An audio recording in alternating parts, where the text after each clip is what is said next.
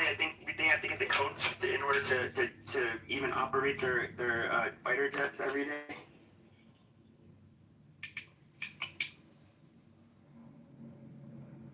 Like if you see F-35 to I don't know, Saudi Arabia or something like that.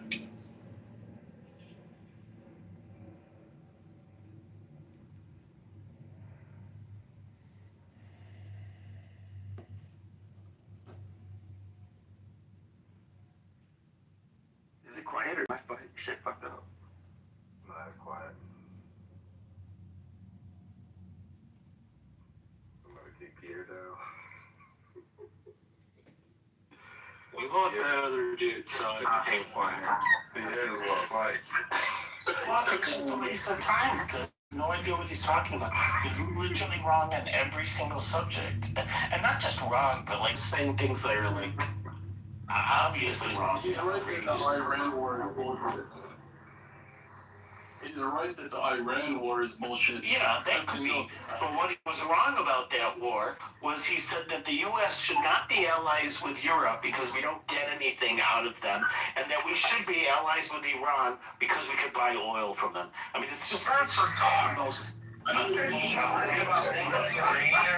whole while bitching about how we're not self-sufficient. What the fuck is wrong with it? Yeah, that was his other argument. Should be self-sufficient, and that the U.S. should be allies with Iran. It makes no sense. Allies with Iran, that's 100% possible. We were in the past. Yeah, Not with this regime.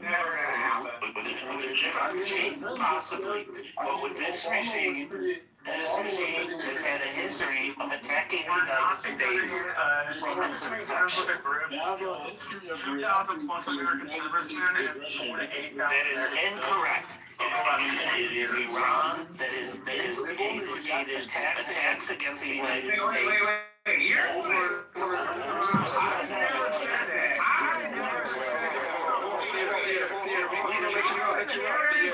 That's crazy. I won't go on mute, but I need to be allowed to speak. No, you're good.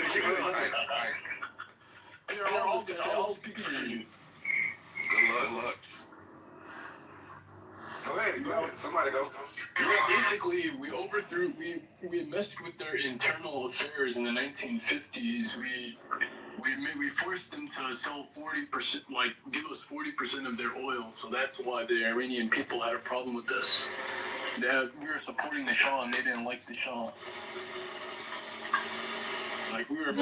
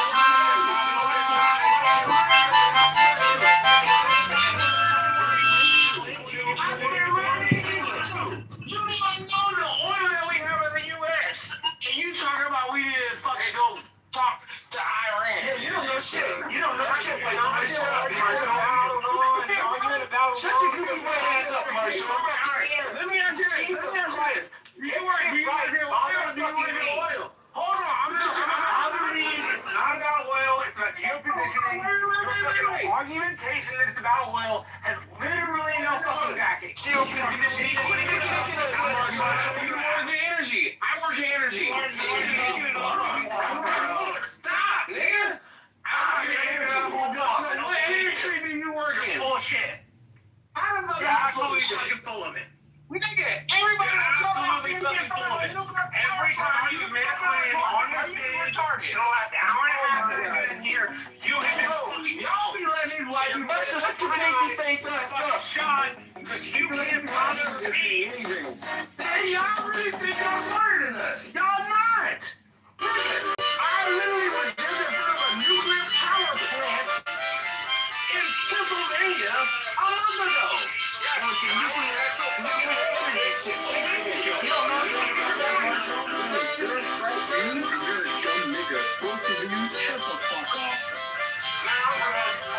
I'm good. I'll continue my study.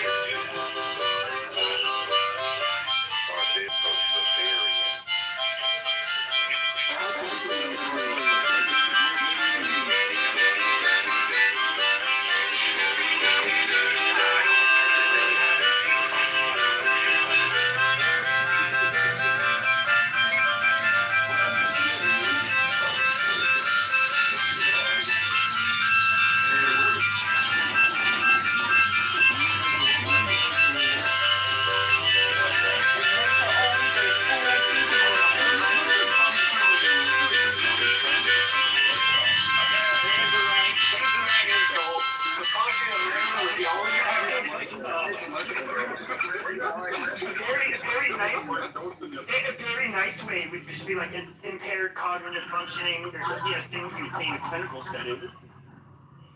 Yeah, I think Randy Fine was using him as a dishonestly attach that guy to the anti-Iran, anti-Israel criticism. Randy Fine wants all of the gods and children to starve to death and to eat all of the fucking UN food aid. Exactly. Fucking Jew.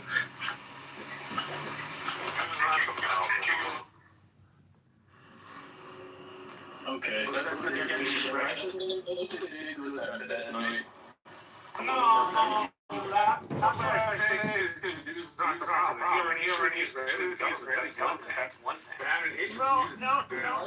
No, you can't do that. You can't do that. See, here's the thing, though, is I do see.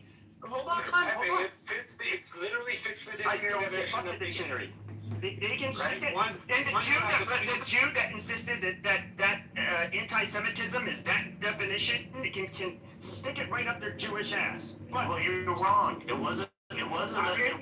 It wasn't the Jews with that definition. You don't know what you're no, the word got made up. about. No, the word got made up by a German. By a German, I know. The word was made up by anti-Semites. Yes, I know, a German. No, but the definition of it, like this IHRA definition, that is a Jewish construct. It absolutely is a Jewish construct. The definition of the term has always been the definition that is in place now. So you're just wrong, Pepe, on this one. Should we go through the IHRA definition? It is very anti-Christian, by the way. I don't know what your point is. You know what's going to happen? You guys should all be praying. You should be on your fucking knees repenting, because you guys will face the Holocaust, and that is when Jesus Christ returns and he throws you into the most fiery pit, the oven of hell. I'm glad you're having a lot of fun with this entertainment, but obviously it doesn't have anything to do with our debate. What we should have recognized is Pierre demonstrated his intelligence by the fact that he stood in front of a nuclear power plant sometime in the recent past.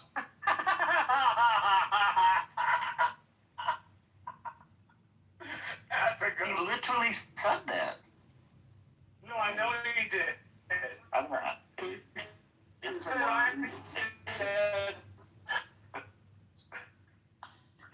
the point was that he was smart. He was. Marshall's butters. I mean, that guy is retarded. He came in the room to fight. If I'm Butter from South Park, I will fucking take that. Butters is occasionally cool, so I'll take it. Butter is Anglo-Saxon, and I don't think you can beat him, bro. You're title. No, I am not English, Irish, and French, so I am very pale. You're crypto. No, he's not a Jew. He's definitely not a Jew. Then why would he have a fat Jew in his poster? Like, why? Why does he have a fucking fat Jew? Like, what is the appeal to white Americans for Randy Fine? Oh, you're talking about Randy Fine. No, Randy Fine is a disgusting fat ass. Like, why is Marshall not a Jew? No, he's That's not. what I'm talking about. Yeah, what's his appeal to Randy Fine then?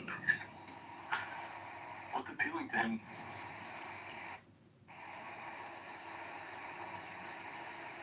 Like, he's fat. He doesn't even mock. So why do you, are you Jewish? Why do you like Randy Fine? Not that I just like Randy. I thought I liked her just like Randy. I just don't like the history of saying something about an entire we don't have to do that. But you're talking about the definition of it. The definition of it. Like this IHRA definition, that is a Jewish construct. Absolutely, it's a Jewish construct.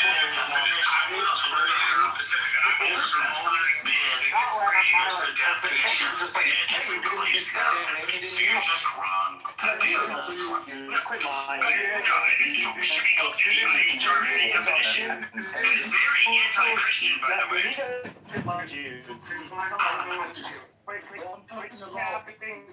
I'm talking about Randy Carter. You know, in high school, I had one of my. I know, but now you want them all. Yeah, you want all of us. One of my best friends is like, I'm not a racist. Yeah, bro, I don't do Jews. One of my best friends was Yeah, Jewish, I know, but I ended up throwing him down the mindset after selling a big fucking rock on him to make sure he was dead afterwards. What do you mean by organized Jews? I care about organized Jews and what they do. I don't care about individual Jews. Well, there. Like Well, the why don't you call them out by name? That's another thing. Like, That's another thing. The problem with your statement was It's not that you're against organized Jews. You're against civic organized Jews, like the two organizations you mentioned. So you should mention those names. It's like me saying I'm against organized blacks because I'm against some black organization. That would be inappropriate to say. Let me rephrase or let me clarify. So I believe that Jews, that they act as a state within a state because they're transnational and they're stateless. So wherever they are, they all work together. They have an inside bias, basically, that they're all... They're rootless, no, that's true. The rootless cosmopolitans with their everything. Any groups always tend to have their preferences. In-groups always tend to have their preferences. We're not talking about anything more than a preference in an in-group. And these people, they all work together in tandem in key industries. This is called like, and in other racism, anti-Semitism. The Jews don't run Hollywood. You're a fucking bigot for even thinking that. It's such bullshit. Oh, yeah. All I gotta say is there's an awful lot of explanation for a statement that was overly simplistic and broad. Like you didn't need to argue it. You could have just said, Marshall, I really didn't intend to. Sorry. Like that's not how I see it. Instead, you like had to broaden your statement and go, well, I only mean it this way, and I only mean it this way. And then even Pepe was like, come on, bro, you don't like James. No, I'm not gonna concede that I hate every single Jew. No. Just the ones that practice Judaism and like is Just most of them. Yeah, I would say a lot of them that are, yeah. I guess it would be a lot. That's like the definition of bigotry. I'm sorry, just like if you want to look at, if you want to double check me, look at Merriam-Webster. that's Jew, written by Jews. Not gonna do it. So is it? So if I hate a lot of Germans during Nazi Germany, would that be like racist or ism? Like, Would it be?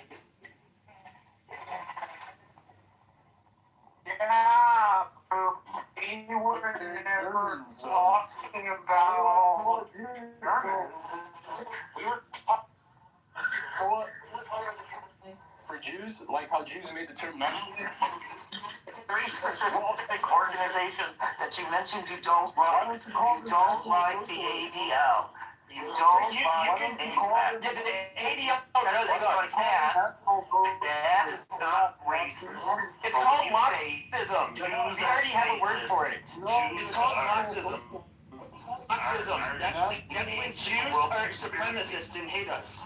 It's called Yeah, so all of those things you're talking about are bigotry. Okay, Monty. You fucking Monty. No, it's Marxist. That's the term that they can't. It's like a decade old. Like that's when the Jews that think that they are so they deserve everything because they have some divine right to be the light of the world and to rule everything and basically be the ones that influence everything and all of that is Marxism, and you need to call those fuckers out. Yeah. Don't let that hoity-toity Jew get on his pedestal and say how, oh, you're an anti-Semite. No, you say, shut your mouth, Jew, in the name of Jesus Christ. And you put him in his place. That worked so well for the Catholics when they tried it the first fucking time. Yeah, then we'll do it again. Yep. Damn it, baby! What you're saying goes against the Catholic Church. So you want to be anti-Catholic? No, I'm But a it goes crusader. against the Catholic Church. I'm a fucking crusader. Well, you reject the Catholic Church. No, I don't. You reject the authority of the Pope. You reject the authority of the Vatican Council. And that's a position you can take, but it's an anti-Catholic position. It's perfectly in line. No, it goes against the Catholic Church. Doesn't fit with the Catholic Church. Christianity condemns the Jews. Not the Catholic Church, though. Catholic Church does not. Catholic Church is very specific on this. All of a sudden, with 2,000 years, after 2,000 years, the church ends up putting out this opinion that, it's not right to blame the Jews for killing Jesus. Even though they did kill him, It's not after 2,000 years. So if you knew Almost the history 2,000 of the church, no, nowhere near 2,000 years. If you knew the history of the church, you would know that this position evolved over time, and they were not always anti-Jewish. Mostly anti-Jew. Started anti-Jewish. No, they weren't. The history of They started as a Jewish sect. They were not anti-Jewish. This developed over time, and the phenomenon you're talking about is a medieval. I rebuke you in the name of Jesus. Quit talking to us, fellow Christians, and trying to. Dude, you can say whatever you You're want. trying. You're You are trying trying history to manipulate a Christian.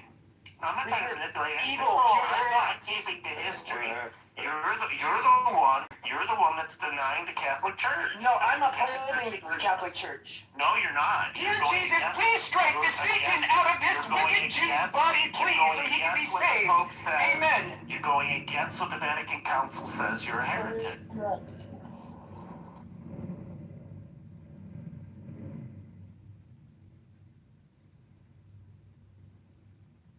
You make Marshall leave. Praise God.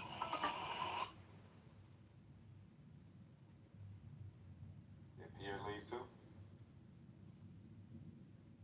I think Pierre was moved down, and I think Marshall left. Praise the Lord. And Pepe took a chill pill. So Bavarian, what's your dog in this fight? What you standing on? I'm on Team Pepe, bro. He's an Arab Muslim. We get along. Exactly. I'm Arab, bro, but yeah, bro, I fucked with everything that he said. I fucked with Nick Fuentes, and to be honest, I listened to Hitler's speeches in English, and the first 20 minutes made me cry. Praise be to the Lord. Praise the Lord. So, Pepe, you're saying you're pro-Hitler now? You didn't know that already? It's like my fucking idol. Holy shit.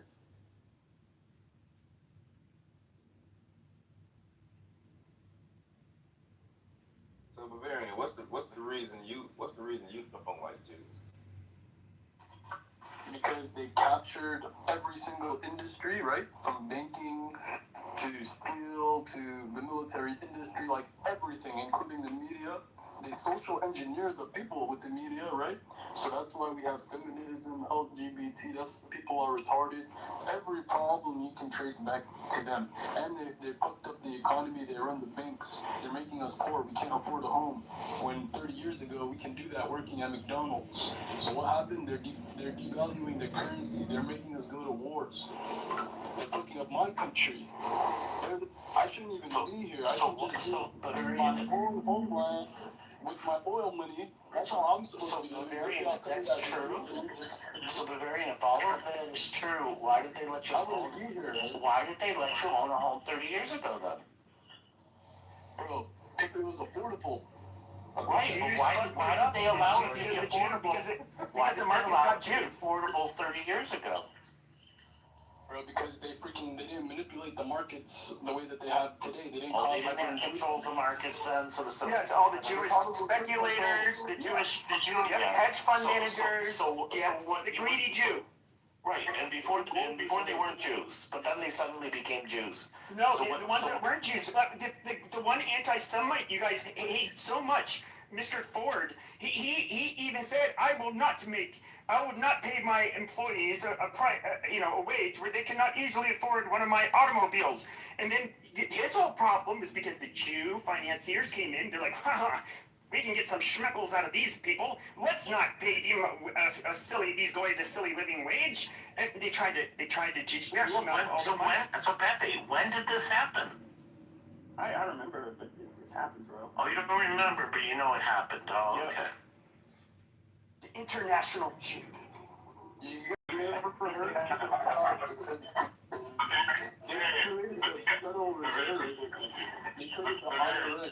question for you, Barry. You said the Jews did all this stuff, right? So why did they miss indoctrinating you?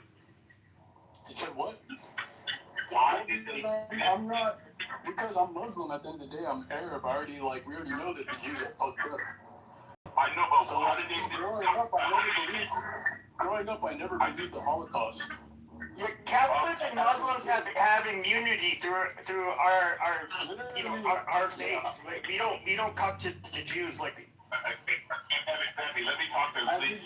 As a kid, I didn't believe in the Holocaust. I know, I understand all the stuff you said. I got it. My question is, you are so indoctrinated by this one people group that you are. If they do not indoctrinate you, why are you so focused on? Bro, they indoctrinate everyone in most of the society. Like in you though, how did you get so indoctrinated by the rhetoric that you say? Indoctrinated by what rhetoric? I don't get it. By Jewish rhetoric? Yes. How am I indoctrinated by Jews? I don't support Jews. Oh, okay. Wait a minute, hold on. You don't support them. How do they get rich if you don't support them? You said what? How do they make money not participating and giving the money? When I buy things because they own all the corporations. Well, that's no choice. I can't live Amish. You can't live. You could live Amish. Why can't you be Amish? Well, I'm not. First of all, I'm not Amish. You're not. I know. My question I'm goes an back. Amish, bro. I can't really do that. That's hard for me to do. I don't have the money. Yeah, the Jews are an ethno-religion. You can't just join. Okay, hold on, Pepe. I got it. So, farmland, bro. I got it. I know that. And do you think all the land around the world are owned by Jews? No, but I was born here in America, bro. I know that. They destroyed my home country by the Jews and America. Okay, so give me one thing. I just want one thing. What have the Jews destroyed that you know that affects you? America. Okay, America. No. Give me something specific. That's too broad. So, the banking system and the economy. So we can't afford it. Okay. No. You're doing multiple things. Okay, thank you. Please explain to me, how did the Jews destroy banking? So, first of all, they monopolized banks, right? I agree with it. You know what? Right now, fractional reserve banking. I got their banking policies like that. They lend out majority of what's in the bank. play money. I'm asking for one of this shit, fam. He's the one that So I'm asking this last question. This is my last question for you. Do you know how many total Jews there are in the world? Yeah, 5 of them. Yeah. How many total Jews in the world? 5. They're like 0.02 of America in the world. In Israel, there's like 15 million. I don't know how much around the world exactly. No, it's like 16 or 17 million, I think. Total. Okay. So thanks, Happy. So let's say there's 16 million. There's 8.4 billion people on planet Earth. What you want me to believe is that these 16 million people is controlling the whole world. That's what you want me to believe, You right? don't know that they own the slave markets and the slave No. markets. Hold on. The market is closed. Dude, they did not own the slave markets. It's not. Hold on, guys. They were closed on Saturday, not Saturday. Hold on. I'm going to say this to you again. You want us to believe that 16 million religious Jews or non-religious Jews run the whole world and work. Hey, hold on. So is that what you submitting to all of us? I just want to make sure. I believe that they have monopolies in key industries, and that allows them to act as a state within a state. So that's exactly what you would expect us to believe. All right. You expect us to believe on a planet of 8 billion people and 16 million people control it? Before anything, can I ask you one question? Wait, Only let's one get back to question. Let's get back to specifics. Can So I ask he you said- one question? So he said that fractional reserve banking was an example of the Jews taking over the banking system. Fractional reserve banking in the United States goes back to 1781. So don't give me this BS that this had I the said that's Jews one were of their. behind it. I said that's one of their policies. Who controlled Yeah, but banking you're back wrong in the 1700s? because it creates considered it goes back to 1781. That's one So of there's their always been tactics that fractional they use reserve now. banking in the United States. No, It's not because of the Jews. It has because nothing it was to do with considered the dirty Jews. because they had to touch interest rates, so you shoved the Jews into doing it. That's So not there true. are That- a lot of that- people who are Jewish in banking, but they don't control anything. They made the Civil Rights Act and the immigration policies. They brought me into this fucking country. They create the immigration policies in the You United think States. Jews control the immigration policy? Perhaps one of the. There's a few things. First of all, we can look at the far radical left and the very prominent roles that it is a lot of Jews, to say the least, in the U.S. But if you look at the 1965 Hart-Celler Act, that was something that was spearheaded by Jews in particular, and there's several reasons for it. But long story short, Brunei, whatever the ADL was called before, they're the ones who had really pushed for it. They ended up getting somewhat of a coalition, mainly with Italians, because the nation of the national quota that we had for the nation of origins, which favored Western Europe, disfavored Southern and Eastern Europe. And so they ghostwrote. You can go on ADL's website, read the problems revealing. They ghostwrote a book. Congreso América, Chile, Argentina, Uruguay, Paraguay. You know, in the time, the thing is, Jews did feel uncomfortable living in a country that was largely homogenous, where they were racist. You know, those kinds of populations usually turned on them. And also, they felt like there was a great injustice done when ships were turned back from Germany and Eastern Europe, where Jews ended up basically having to face the Holocaust. So those were their main motivations, I guess you could say. But yes, that was largely, I'll just use the term spearheaded by Jews. Civil Rights Act, that was the quote-unquote white people that were with Dr. Martin Luther King. Jews Jews in the ADL brag about this. I mean, that's widely known. They did take a very leading role in civil rights. So, I don't know. Yeah, you don't know much, Pepe. Try reading a history book sometime. I'd like to answer the question of why are you jealous of Trump? That's really just a fake title, kind of like a lot of the bullshit that Pepe says about Jews, because he's got a limited scope of understanding and very limited awareness of who the Jews are, what they do, and what everybody's personal lives is all about. Pepe just spreads his misinformation and hate speech because he's low IQ and he's got brain rot. But the truth about Trump is that everyone on this app, from liberal to Democrat, anybody with hate in their heart is merely projecting onto our glorious orange president because he's evergreen.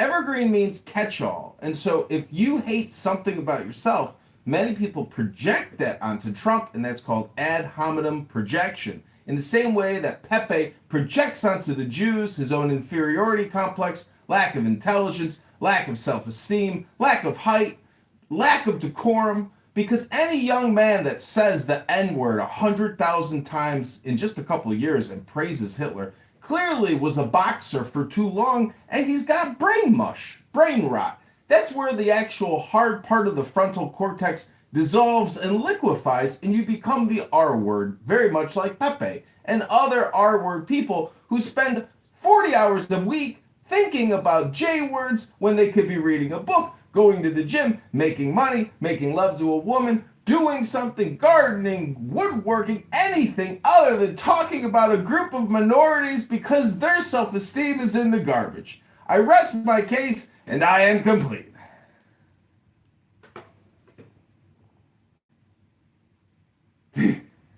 Hello?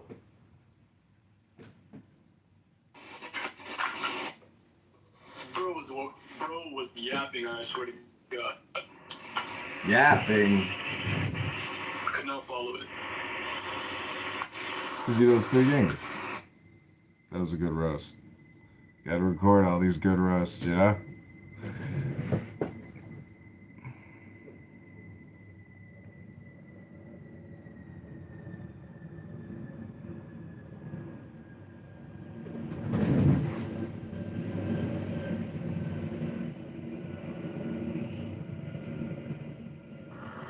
Is this room going or not? Is it shit down? Oh. Debris.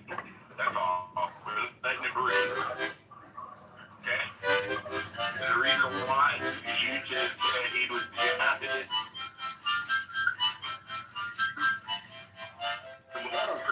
You know what? It's the title of the room.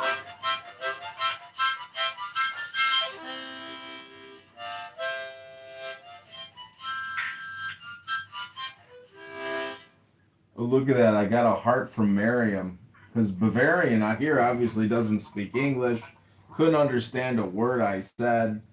And so again, if you are living your life and you don't like the J words, well, do you know how much history there is to actually sort through and look up? I was putting some links in the chat about when Americans, for the first time, went to war against the Muslims in Tripoli. Because these cocksuckers were running slave rackets and they wanted America to pay them their jizya. And you know what? At UMA, we busted their asses. And we got our soldiers back, but we still paid them $60,000 when our commander said, fuck that, don't give them nothing.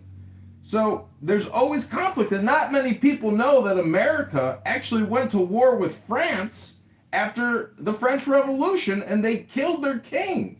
And we said, all right, well, your loan is canceled, and now, because you're attacking us, we are going to wage war against France. You see how political treaties and allies can change overnight?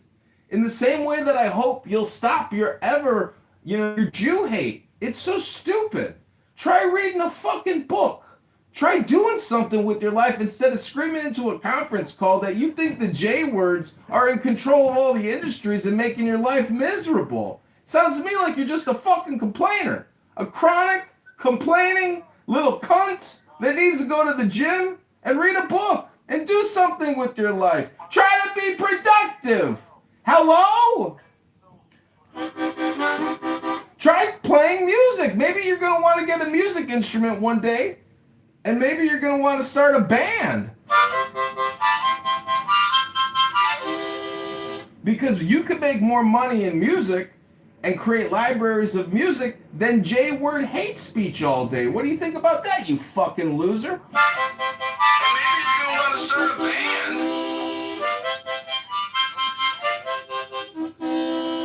Not many people like the Beatles, but at least they didn't spread hate messaging all day long because their brains were the size of my fucking testicle. You know, you got little brain syndrome. You need to be creative in life. You can't just go around complaining all the time like Pepe. That makes you pathetic. No woman can respect a man that screams into his phone J-word hate speech all day or even N-word speech all day. Hello? Hello? This is the John Kitover Band bringing you your reverse-engineered anti-Semitic reverse hate speech propaganda of the day to defeat the low IQ rats.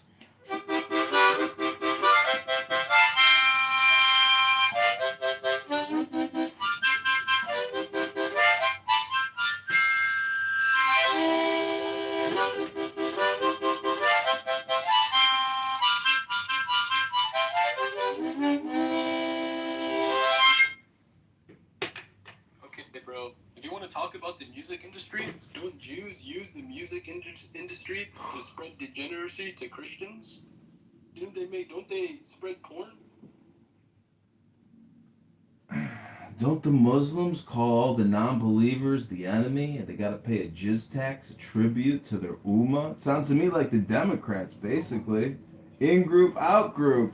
I want liberty. And you know what? That means I get to consume what I want to consume. That means I get to think what I want to think. Feel what I want to feel. Say what I want to say. I'm not a Muslim, okay? I'm free. I'm in America, and we wage war against the Muslim pirates, the slave masters of Islam, the blackmailers and the blood money Muslim hustlers, the terrorists, the mafia. We'll fight them all.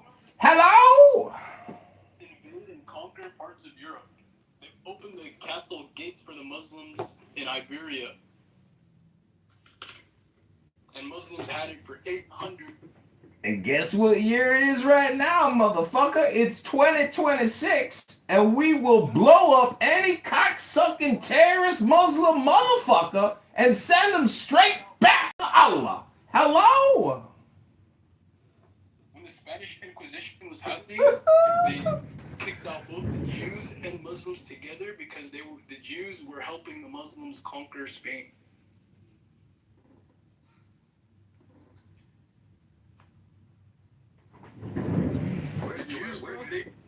Oh yeah, post the link to that, big guy. Let's read your history. Guess what? Guess what the racist Christians of Spain did when they kicked the Muslims out? They were like, you know what? Let's kick them all out because we hate everybody.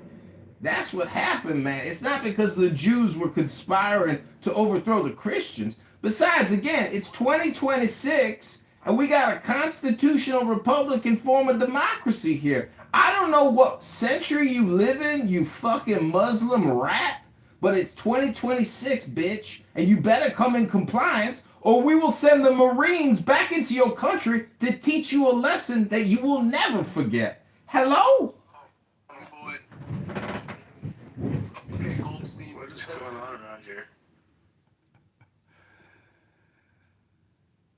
Thanks for the harmonica, Goldstein.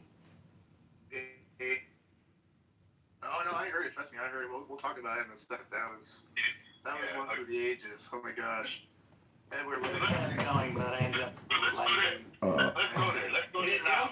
Hey, Edward, don't the Jews spread degeneracy with the entertainment industry? I'm sorry. Hold on one second. Peruvian, what do you say? Don't the Jews spread degeneracy with the entertainment industry that they have a monopoly on? I have no clue. Where do you get that information from? Yeah, no clue. So, do they have a monopoly in Hollywood? I have no clue. I don't know. You have no clue? No, do you know what you're talking about? But the obvious answer, though, they do have a monopoly on Hollywood. Pepe, hold on. I'm going to be honest with both of you. I've never met a Jew who owns anything in Hollywood, the music or anything else. I don't know them. So I'm going to claim that I don't know. I don't know, guys. I'm being honest with you. How many shekels did they pay you, bro? Okay, first of all, I'm trying to be real with you, and I know that you like comedy, but I'm not a comedian, okay? I'm going to say to you again, I don't know a Jew that owns anything in Hollywood. I don't know a Jew that put out anything degenerate. I don't know them. Never met I don't know them personally either, but people like Harvey Weinstein. I know. Hold on, sir. Hold What on. about Listen to Dan yourself. Snyder? Okay, listen to me. You don't know these people? What are you talking about? No, I don't know them. You don't know Steven Spielberg? Okay, hold on, guys, please. I'm going to say this to you again. If you believe that you can just get on any speaker or mic and just talk because you've heard of a name or saw it in the media, and now you're going to go out and actually proclaim it, it shows people how much more that you have zero evidence of anything. You just talk. Okay?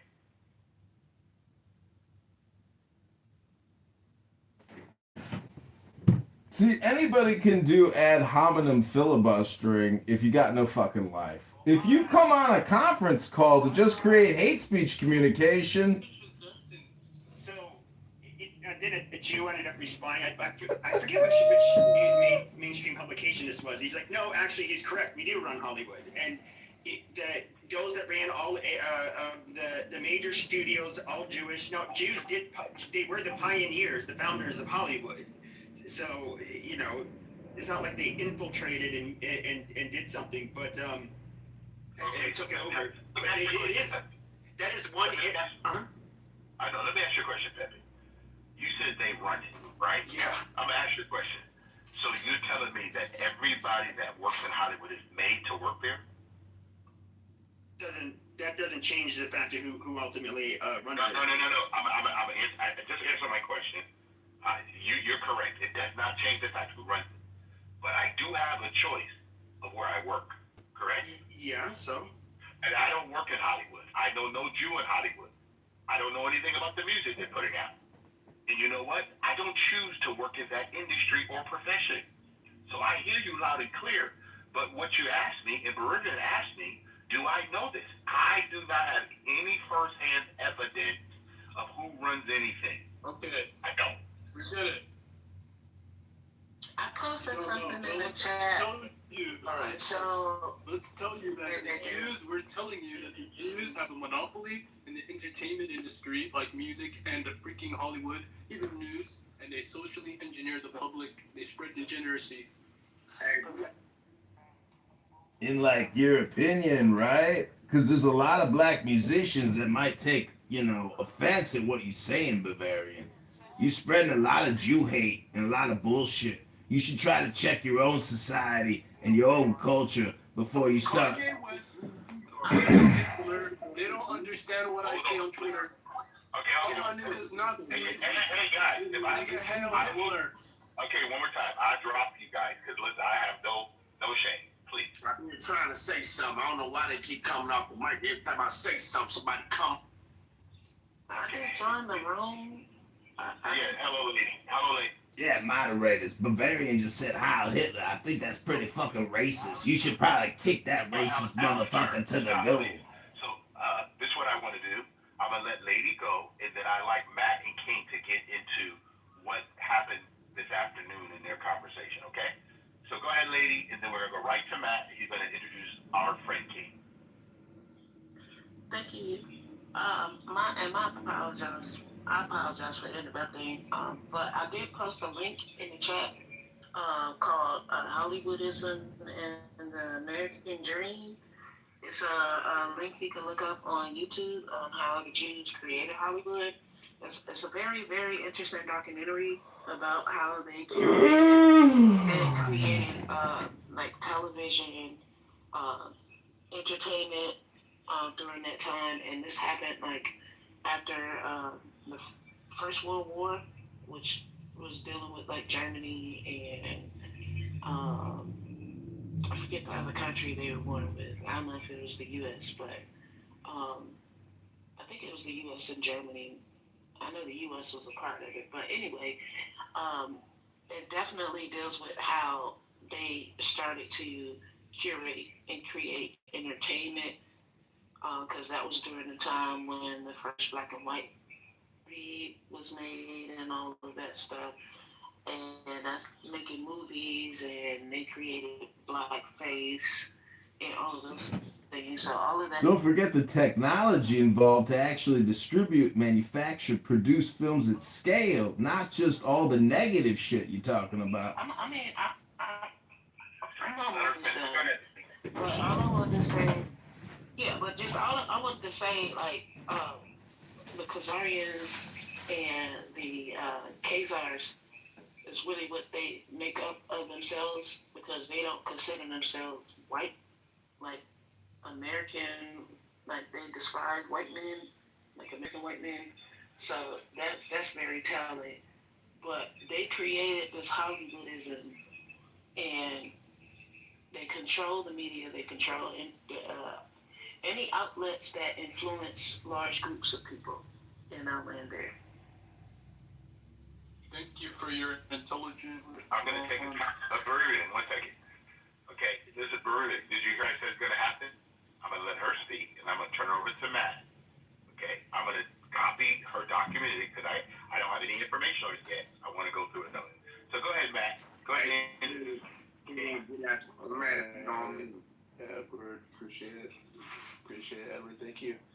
Keen, do you want to start with the Kona? Yeah, Ro Khanna. So, so Congressman Ro Khanna will be, and this is breaking. I have several people I've spoken to. I'm trying to wait for actual documented evidence, but he's going to, right now, he's pushing hard. He's getting money from donors in India and other places to push hard for H-1B legislation to increase the number of H-1Bs in this country.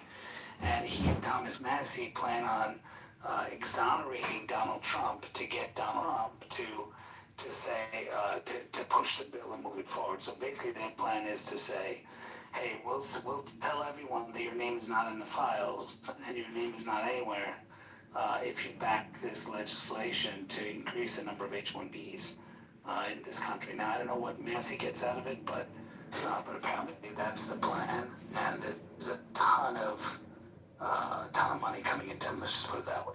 And he has his wife has estates and has a lot of that he claims he has no visibility into, but she has she's a multi-millionaire both in India and also in the United States. So yeah, so I don't know how he's getting the money, but that's all I know. So I just want to share that. And then do you want to talk about what happened this morning, Matt? Yeah, so I heard it off and on, so I don't know the whole story of what was going on, but if you want to give some of the backstory, go for it. I mean, that was I heard it, that was incredible, but go ahead, yeah. Yeah, so, everyone's friend Ben was in Patty's room, and basically, so this guy came up, I forgot what that guy's name was, but he made a comment saying, the way Donald Trump, he was, talks to media and talks to reporters is horrible. A president should be more respectful when they're talking. And I said, okay, yeah, Donald Trump talks horribly to reporters, true. But other presidents have talked horribly as well. So, to have this expectation that they're always going to be respectful is ludicrous. And he said, no, it's only Trump. No one else did that. So then and I said, what are you talking about? Then Ban jumps in to try to defend him. What are we talking about? Are you trying to compare Joe Biden and all? And then I went through, Biden basically cursing on a hot mic to Peter Dukes, and he goes, but then he apologized. I'm like, okay, so their natural intent is to do those things. And then, he also was pretty rude to Caitlin Collins. He goes, are you trying to equivocate that? I said, no, I'm not equivocating that. I said, the way Donald Trump talks to them is horrible. We could debate whether that's warranted or not, based upon what they're doing to him and what they're saying. But yeah, the way he talks is horrible, sure. Right? And should he talk that way? Probably not if they're being genuine and honest. But then he just went back and forth, and he was going nitpicking over, I sent him a source about, what the White House did to journalists under Biden, and had a quote from you were there for that, Matt. Had a quote from the president of the White House correspondence. And he's like, oh, well, it's not the president. I said, dude, the source says it on the bottom. He goes, no, it's a different timeline. He wasn't. I'm like, dude, it says it on the article. Like, what the fuck? He goes, oh, he wasn't president at that time. I said, so then Fox News is gaslighting. No, not. I said, well, then, are they telling the truth? That's not what it says. I said, read the article. It says that in there. And he tried to change the whole thing because he was trying to defend Biden. It was pretty hilarious. It was classic goat, you know what I mean? And the things that you were saying, I love the part where you were saying, well, did Biden say that? Do you remember all the times you asked Ban that? Because what Ban does is what's the word? Not touches it up. I'm just gonna He projects. Yeah, well, not only that, just like he'll say stuff that people didn't say, right? Right. He has a way with language. Right. If you listen to him, so he'll put his spin on what we know what Biden really said, and just do a whole different narrative around what he said. It makes it look like you don't know what you're talking about. You know what I mean?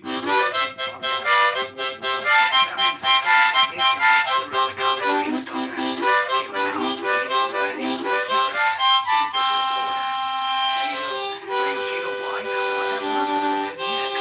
asked him a question. He goes, no, it's because she said, why, do you think, Vladimir Putin should do this? I said, so she asked him a question. And he got upset. No, it's the context of, he didn't. I said, dude, you just said she didn't ask a question, and now you're saying it's because she asked a question. That's not what I'm saying. There's context to it. He says, you're stupid because of the way. I said, did he say that? Like, did he actually say that because you asked this, or did he just say you're stupid? Like, you're stupid. Like, it doesn't make sense. And so he just was trying to justify it. And, whatever. In the end, it was like, I'm not going to put it on.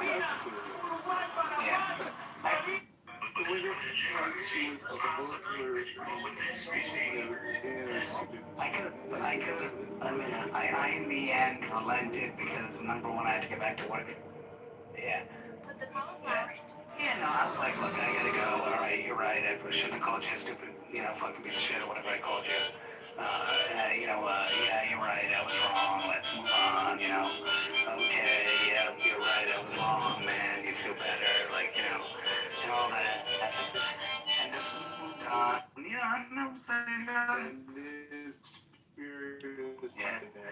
yes, we're just trying. No.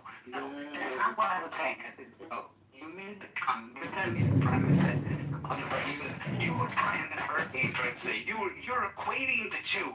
You were trying to say, no, I'm not trying to equate it. My premise is that Donald Trump is he's ruder than any other president. Now I didn't say this, but we can talk about the merits of why he is, but yeah, he's ruder. That's a fact. He's ruder. He's more of a jerk to reporters than anyone else. He uses horrible language to talk about them compared to any other president.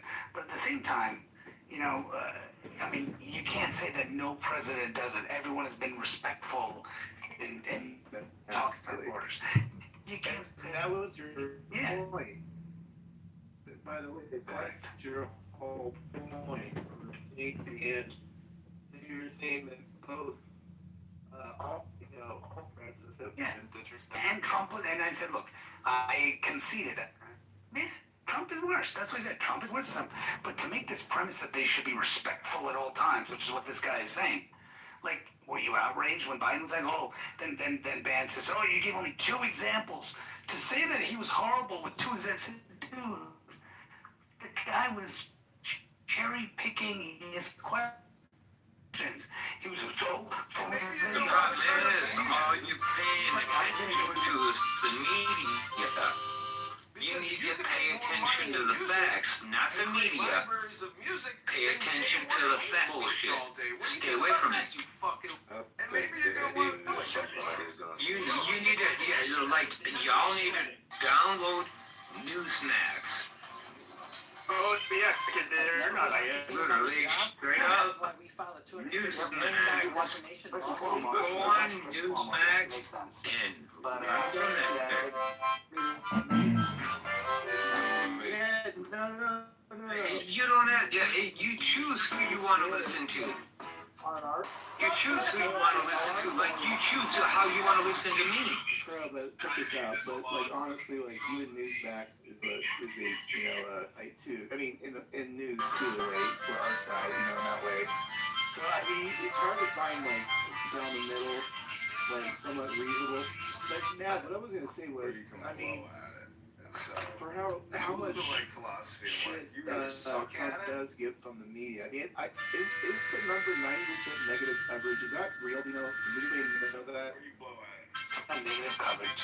But then, people like Ben will say, yeah, but he's got a whole network. Like, look at what he does with Laura Ingraham and all this stuff. And I was going to go down this road, but then I was like, if you guys were on stage, at least I had a couple more people on stage, I would have done it. Yeah. But I was going to go down this road of saying, look, you want to go through this? We can let's play this game. That's a wrong area to be in. I don't know why anybody would want to challenge us in the media area. That's been Matt, my biggest thing so far is they've been complicit. Well, Matt, they'll say Fox News list. The thing to be very clear on, and you can do it right now, Google Fox News nightly lineup, right? And you'll see that they don't consider 8 p.m. to 11 p.m. as news. They don't. But they call Abby Phillips news. They call, CNN calls Abby Phillips news. Right? What's that dude? The guy, the other. Yeah, Anderson Cooper. They call him news. Wolf Blitzer. Yeah, McDonald, they call him. They call Caitlin Collins, they call her news, right? So they call these guys news, right? Now on Fox, they have Brett Baer. Brett Baer is probably their only true news anchor, and he's at 6 or 7, right?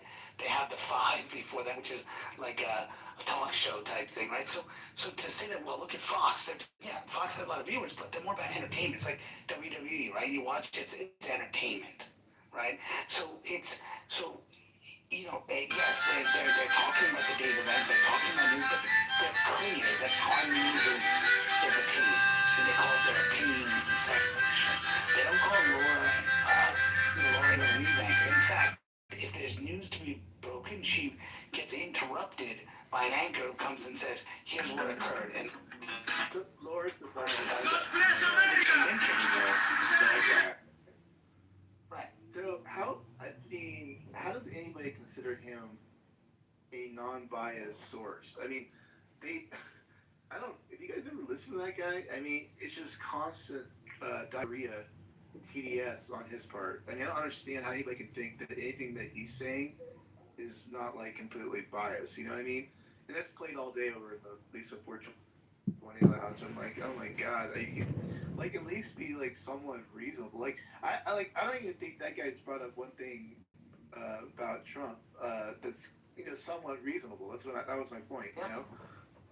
It's really bad. It's really like why can't I say that that's a propaganda arm of the media?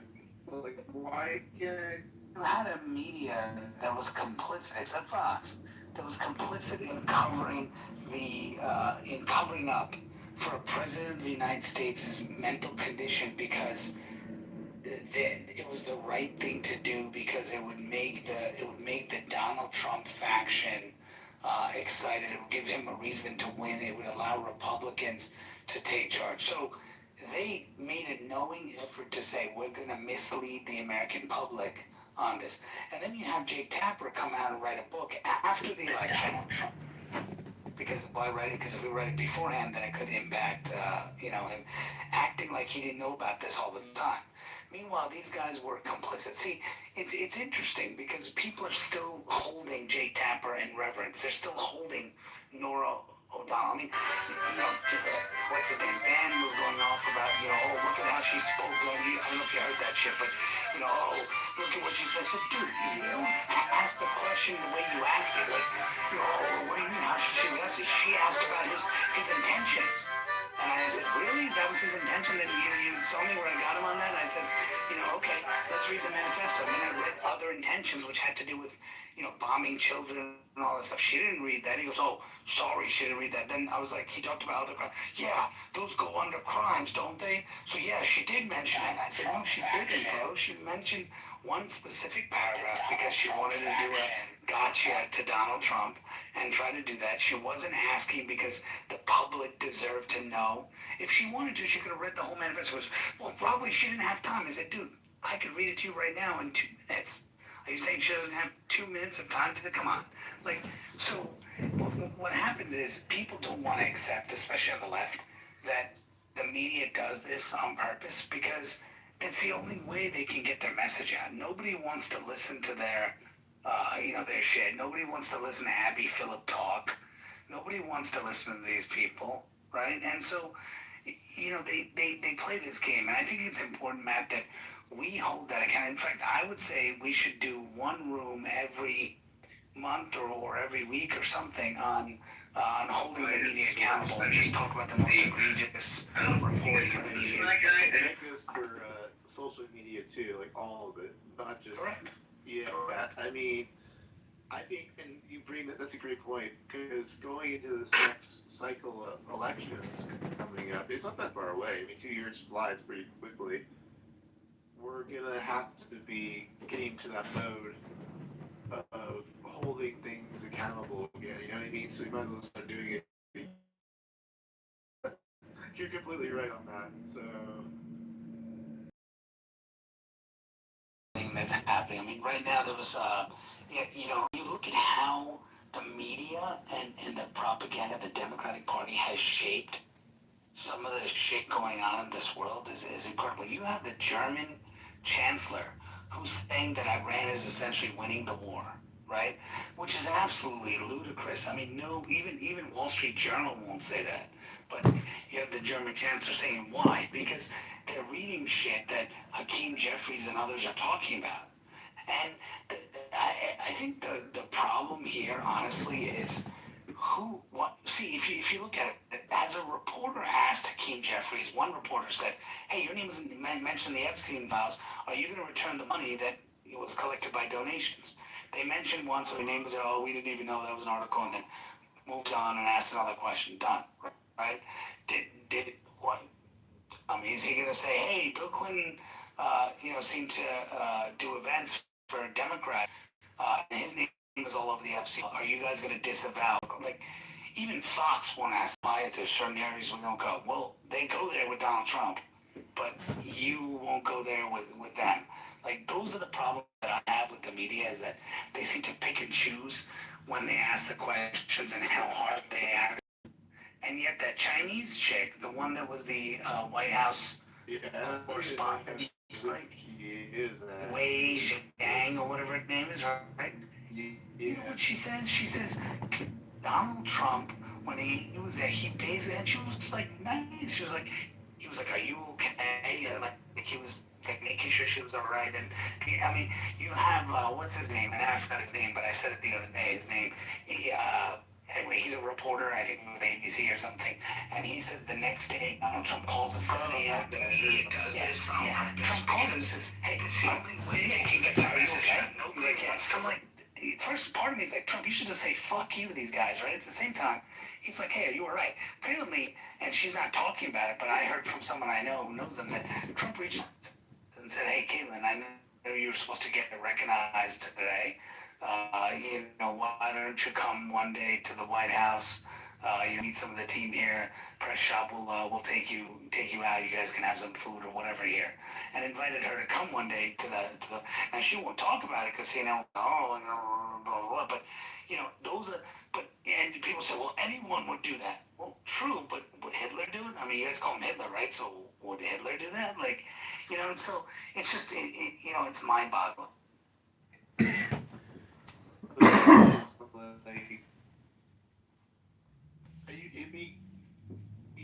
Maybe I'd be less on the media if, say, in that 60 days, which by the way, I haven't watched, but if maybe there was, maybe like a question that is actually somewhat of interest to everybody. If that makes sense, right? Not just one side. We don't get that anymore. Like, even as easy as it might sound, like just asking him about what does he think about the country, where do you think we're going? Like that's a simple question that never gets like asked anywhere. I think if you go back like 10, 15, 20 years, you'll see a reporter asking our president that kind of question. You know what I mean? Like whatever happened to those kind of questions? This all it is now just like I Well, got man, we you live questions in or social media those happening kind in of the world things. of You know, like what trying to happened? make headlines happen and trying to get. Yeah. And people with money Well, have lost and they want to make money. backing these people to stay. Yeah, I mean, they want to make money. I mean, so you're looking at it, right? Everyone wants that headline. I mean, you look at it at the White House Correspondents' Dinner. Shots fired, and the shooter's dead, and then, they're wrong. But what bothers me is the media doesn't say, hey, guys, we made it, hey, we made a mistake. We wrongly reported that the shooter was dead. They just kind of go on, oh, so the shooter's alive, okay, and they do like, they don't go and say, hey, we wrong.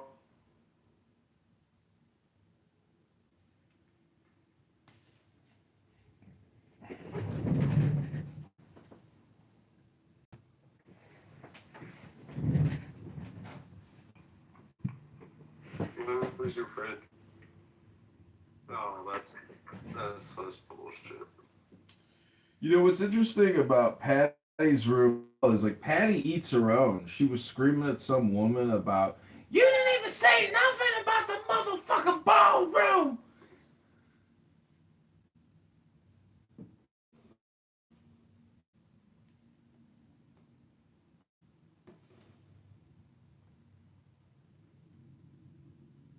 Hello? But CNN is kind of pushing. But Brad, hold on. So CNN is also kind of pushing in some ways. Correct.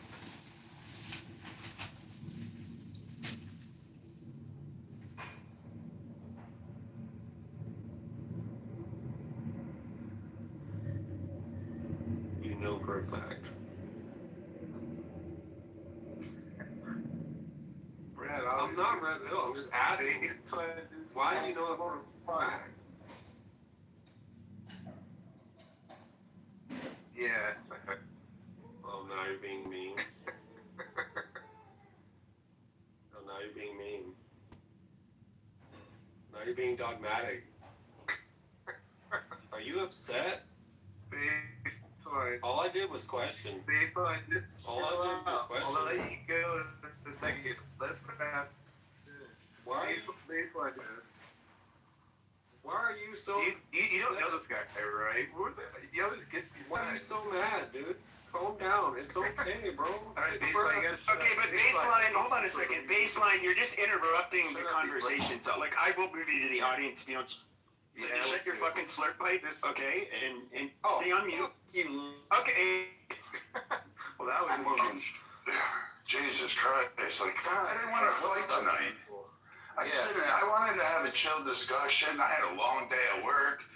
I've got to figure out a $250,000 fucking cost savings for somebody.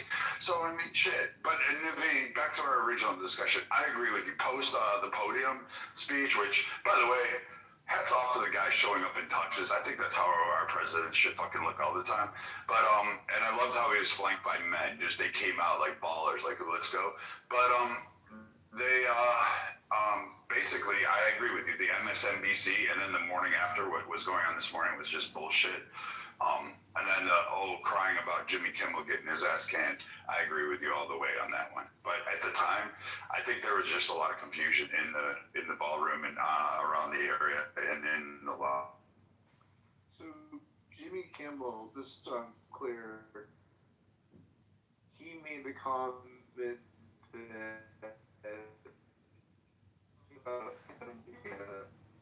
Trump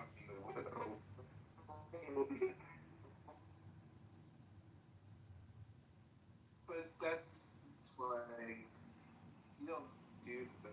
I don't think that's funny. Like, could you imagine? I don't know who's like fucking no late night host would have dare said shit on Obama like that. We would never have come up with that. Like, wait, I would never said, oh, Michelle Obama looks like she's about to be a widow. Like, no one would have thought of that's.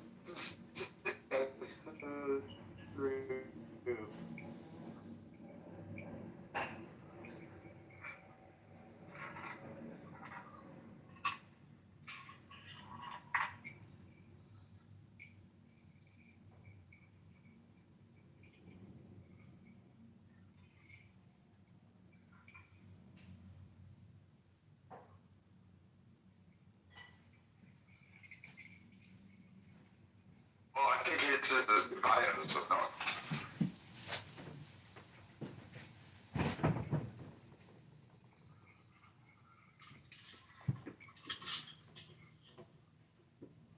But he's not even press. He's a shit. I personally say keep him on because we won Michigan. I mean, it literally is. Well, Brad, the thing that bothers me is this, right? And we as Republicans don't do this, right? And even our media doesn't do this, but our Republicans should do it too, right? You know how every time something happens, they ask a Republican or they ask Trump to disavow, right? No one is doing that. Like, Dana Bash tried on CNN with Raskin. Do you feel responsible for your rhetoric? And then Raskin said, well, I don't know what you're talking about. What rhetoric? Well, I got no problem with Donald Trump and blah, blah. And then she said, well, you called him a Nazi. Well, I mean, and that's it. Then they just ended and move on and say, well, we asked for a question from John. They didn't even say, well, you have. How about Hakeem Jeffries? What's his name? That was crazy. He doubled down. Bro. Yeah, he doubled down about what? Hakeem Jeffries just recently, like the V. Wait, didn't he double down this morning, or was it Sunday? He said warfare. Yeah, there you go. Yep. They're out. And they double down, and that's acceptable, right? And so why is everyone not going to Schumer and going to every other Democrat and say, do you support the comments of Jeffries? Do you support? No, they don't. They just go, oh, well, Jeffrey said, okay, let's report it, but let's move on. Because if we keep asking them that, then one of them's going to get caught in something. It's just like with Swallow One, right? They cover up all the. Wait. That's a good point, Navi. Did any Republican come out and say anything as a blanket target towards the Democrat Party about Swallow? Never. No. Is there any? No. Not even Trump. Trump didn't say anything. So, like, again, they get a pass on this, and then as soon as we do, because, he swallows well, like, especially what Fang Fang said, I mean, like, I just don't get it, and I'm sick and tired of it. Like, I don't like turning the other cheek anymore. I'm just tired of it. Everybody's tired.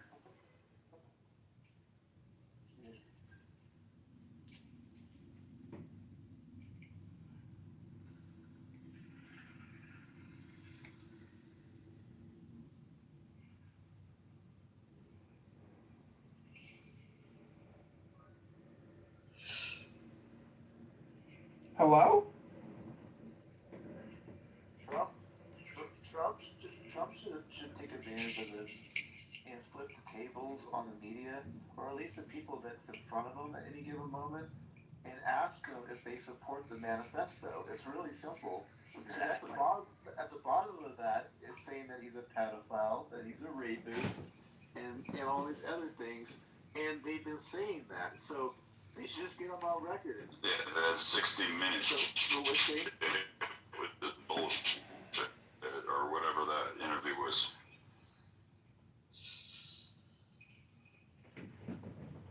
It's also Jamie Raskin.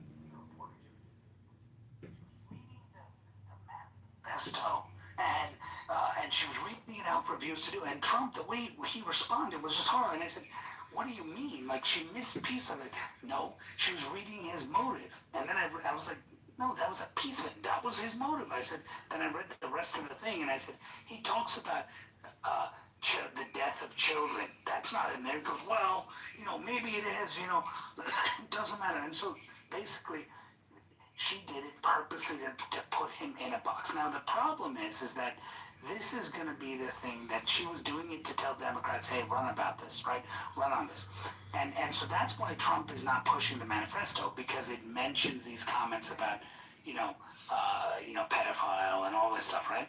And on the side note, Brad, which I think you'll find interesting, I don't know if you were here earlier when I broke the news about Ro Khanna.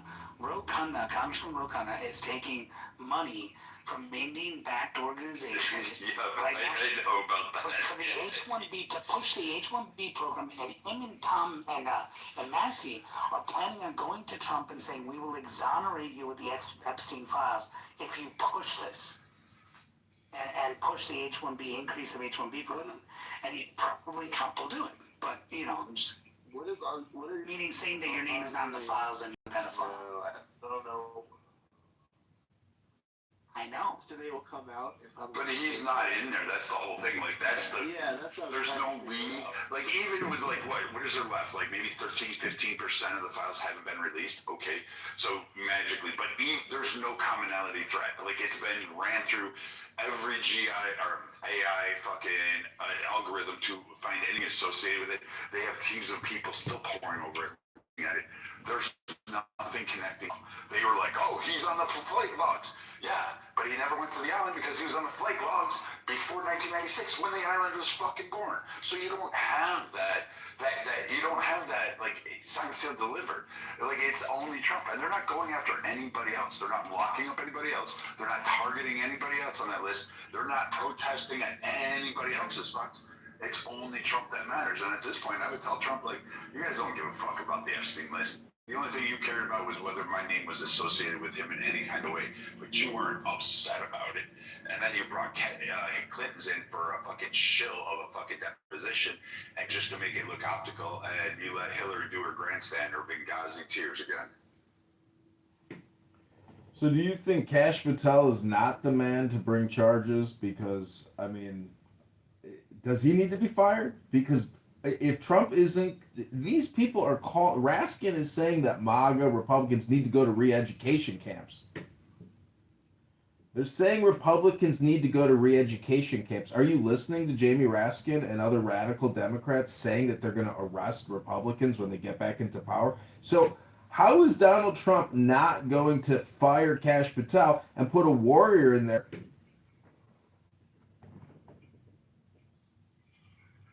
Kick me from the room to the goo. Kick me from the room to the goo. They don't want to hear me the truth. So they kick me to the goo. They know it's true. Why do they kick me to the goo? Why is Brad Stauffenberger denying a $250,000 claim for a child? What up, son? They kicked me to the goo. Yeah, you're bringing up some pretty interesting points into the Matrix. I know. They don't want me to participate in their Matrix experience. So here we are, responding. This is why I record everything, because it's like, what's the point of doing all this? Yeah. They don't give Trump this credit, but so many times we've fallen for this trap as conservatives, Republicans, Trump. It's so funny how, like, everybody's Republican now, and people are just like, what do they call it? Fucking fair weather fans. Naveen. Yeah. Naveen. When he hang out with the Nawaji's, and that little group of, he totally yells out Trump. Now, when this happens, it's like reverses his policy. He goes to supporting him again.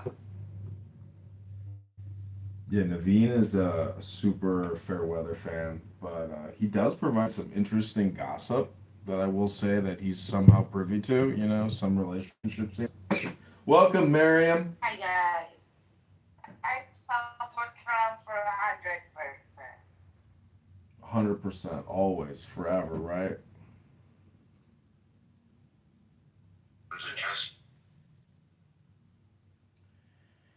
Well, see, that room is like super boring now. It's called open discussion, but I mean, there's just like, anyways, it's not that big of a room, anyways. There's very few people in there. It's just Marshall stinking Rankin in his cheetah jacket. Dude, that reminds me of the time in college, university, biology class. I had to take off like this swimming shoes, and her feet were orange. Orange. What? I was so gross. But for some reason, I support Trump. He should give me some things.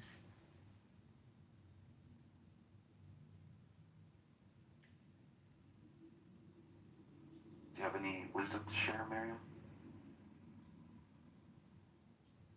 No, he should to come to kiss my ass first. And then I negotiate with him. You would think he would get that far? Huh? You think he would get that far? I don't think President Trump would kiss your ass. No. He say that. He should do that. I never heard him say kiss my ass. No. I hear everything. Okay, that's enough for me. And Group out group. I want liberty. And you know what? That means I get to consume what I want to consume. That means I get to think what I want to think, feel what I want to feel, say what I want to say. I'm not a Muslim, okay? I'm free. I'm in America, and we wage war against the Muslim pirates, the slave masters of Islam.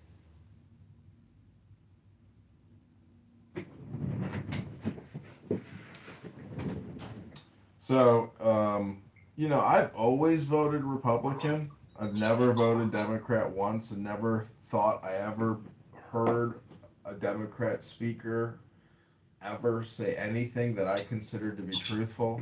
It always seems to be a lie, no matter what they say. And so I've never ever found myself in a position to want to vote for a Democrat. And I've voted in I think every major election of all time. I mean, I voted in the Green Party once for Roseanne Barr because I figured, Roseanne isn't going to lie. So let's vote for Roseanne. The press secretary. No. Like all this stochastic terrorism that's being sprung up by the Democrats.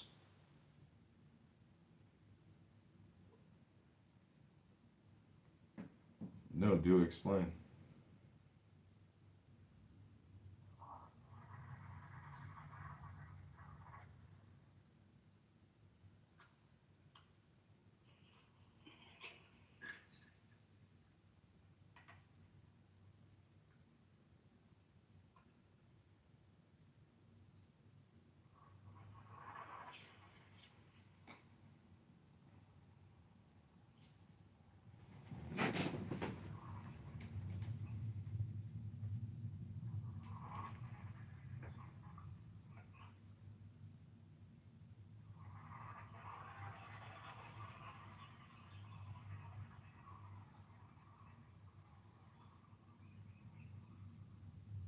This was a part of the manifesto from that guy.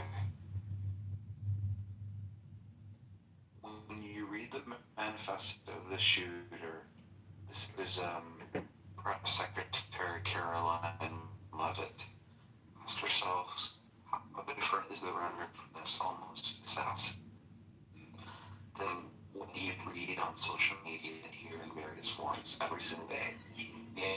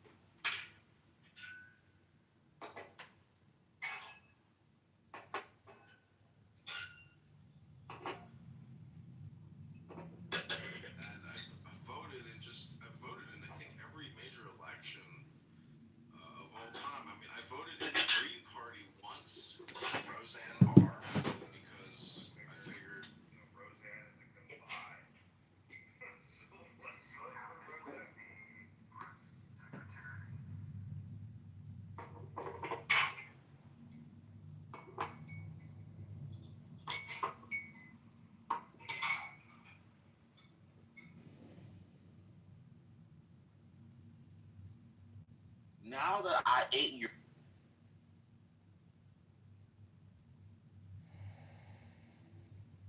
black homes that was in Boyle Heights.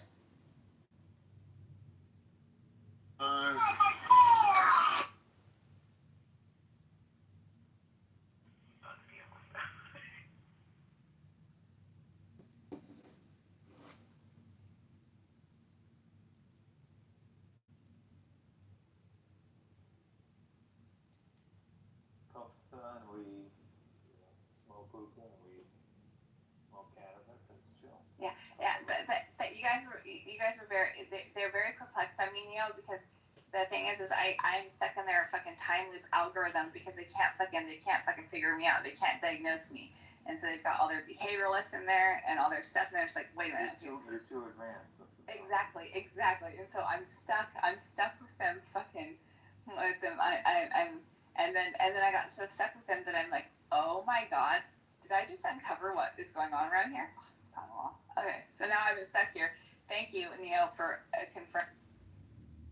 Sometimes really good reasons for that, but I agree with you. Sometimes it's bullshit. You have to take the cumulative total of a lot of little things. Oh boy. And it also shows how little we actually know about medicine, the human body, and health. Mm-hmm.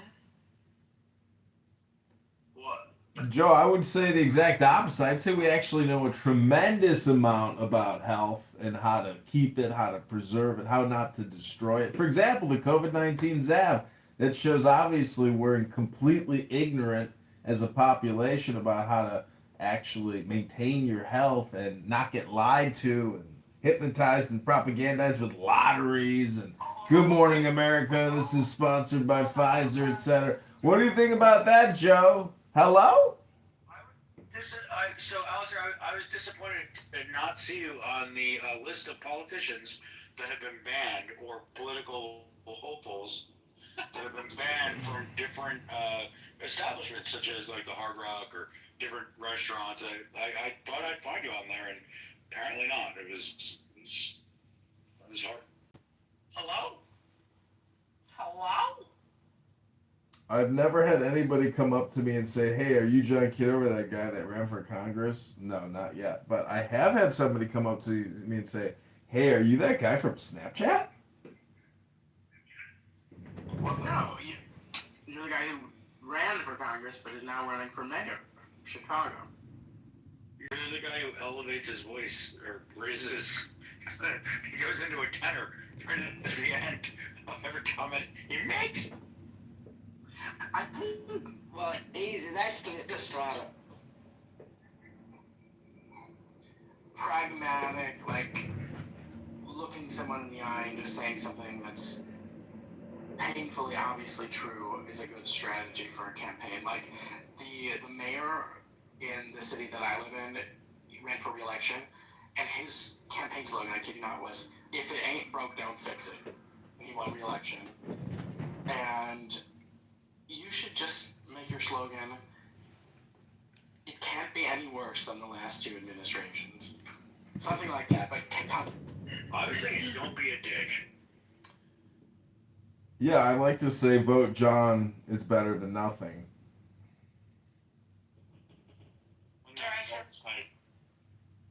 Yeah.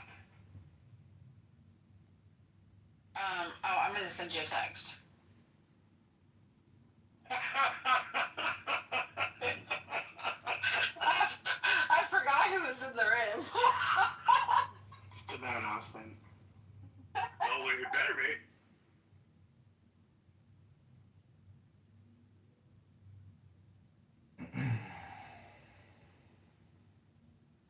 But you know, my marketing materials are much better this campaign. I am gonna shut down JohnForCongress.com, I think, because like there's no point in paying for a campaign that's over. And I would like to keep it maybe for like SEO value, but I'm like, you know what, fuck it, like move on, let it go. Why don't you do a redirect and just have it go to the website? Yeah, just take the site down, but keep the domain in case you ever need it in the future. No, I can. I can always register a new one. That's the thing about domains is like they have completely lost all value because you can just add an X on the end of anything, and it's like so. It's all about your keyword optimization, um, for the most part. But I'm in ketosis because I had some cheese pizza tonight, and I'm about to have a little more. Heart attack. I take that back. That wasn't kind. Apparently not. It was. Oh, I've had people here say, "I hope your phones start on fire. You burn to death. I hope your house starts on fire." I've had many death threats, many death threats regularly. I hope you find some way to add value to your community and society at large.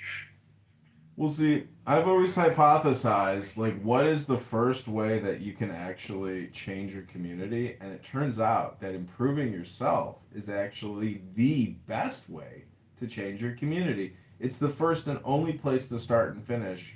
And really, that's called using your brain to improve your brain, which I doubt that you've done in quite a long time.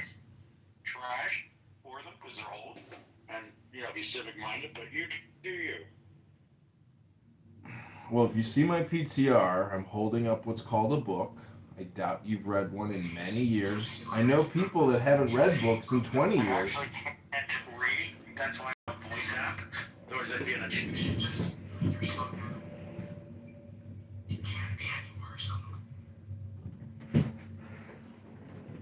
See, actually, you can read because there's this thing called audio book, which is the same thing as a book, except in an audio version of a book.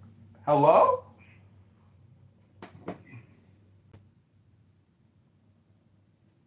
The people on Do you Clubhouse. have any recordings of yourself having phone sex? How does it end? Does it end with a hello? Could you imagine? I'm gonna do that next time. Next time I get laid, right after I pop that load, I'm gonna say, "Hello." You consider phone sex you getting laid? No, I'm talking about in the real world, in the fleshy domain. This Friday, Saturday night. Hello.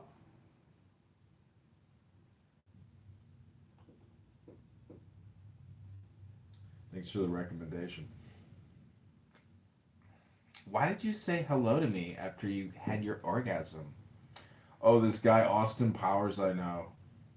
He goes by a rubber ducky pirate. He told me that if you say hello after you ejaculate and then you articulate, you can go into ketosis, and it acts as an anticoagulant for fat, and you can lose weight. Hello?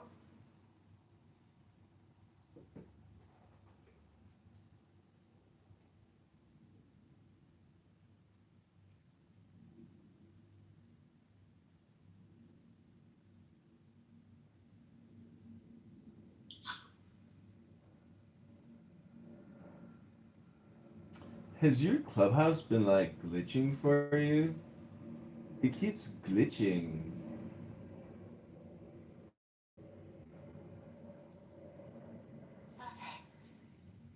Glitchy, glitchy? Well, I keep getting kicked from rooms, and I'm just wondering, is it because my mic is not working? John, can you spell cup? Hello? God damn it. I see you, Pete. You do not. No, but.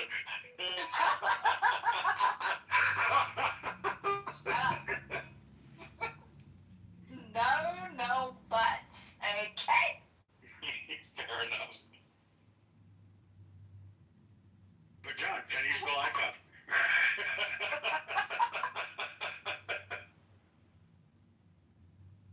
Oh boy. My goodness.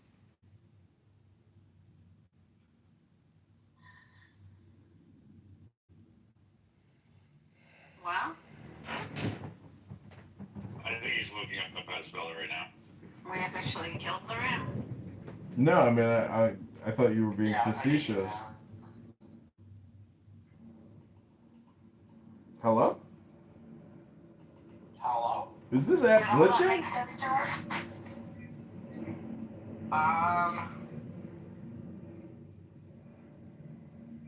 Maybe not one part of it. Okay.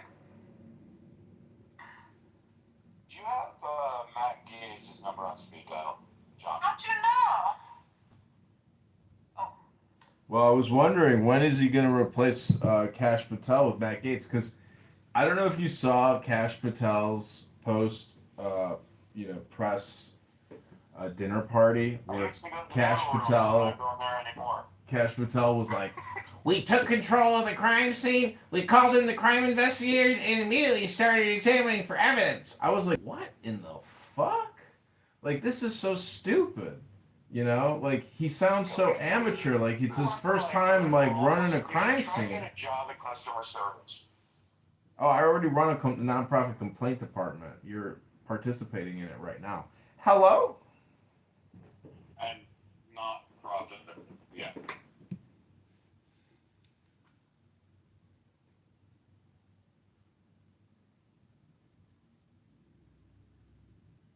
I'm so fucking bored I could weep. You're always bored. The city's gone vulgar, darling. I saw a gutter rat in the lobby. The lobby. They're letting them indoors now. Oh my goodness.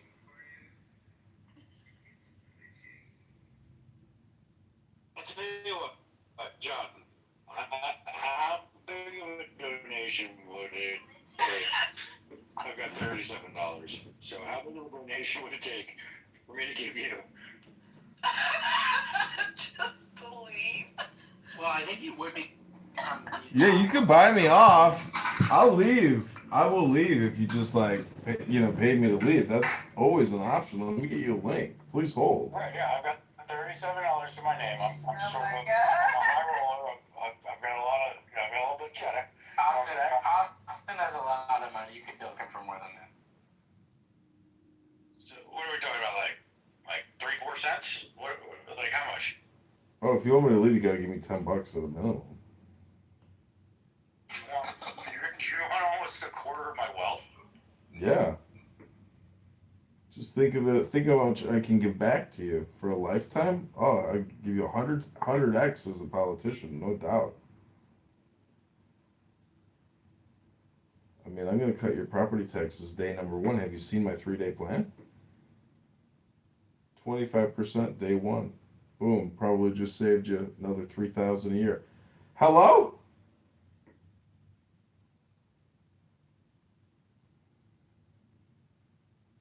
Hello?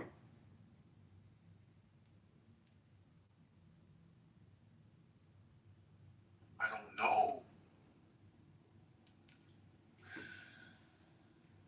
It's very difficult to give a very specific answer. Rather, I say that when our founding fathers, and they weren't my father, but the founding fathers, nonetheless, they were thinking. They were smart. They didn't look like me, but them motherfuckers smart. They knew that people in time would try to change shit. They knew that because they knew how power is. Power corrupts. It don't have to be if you're black or if you're white, if you were just... That's why they gave us the law, Kenneth, the law. But power corrupts.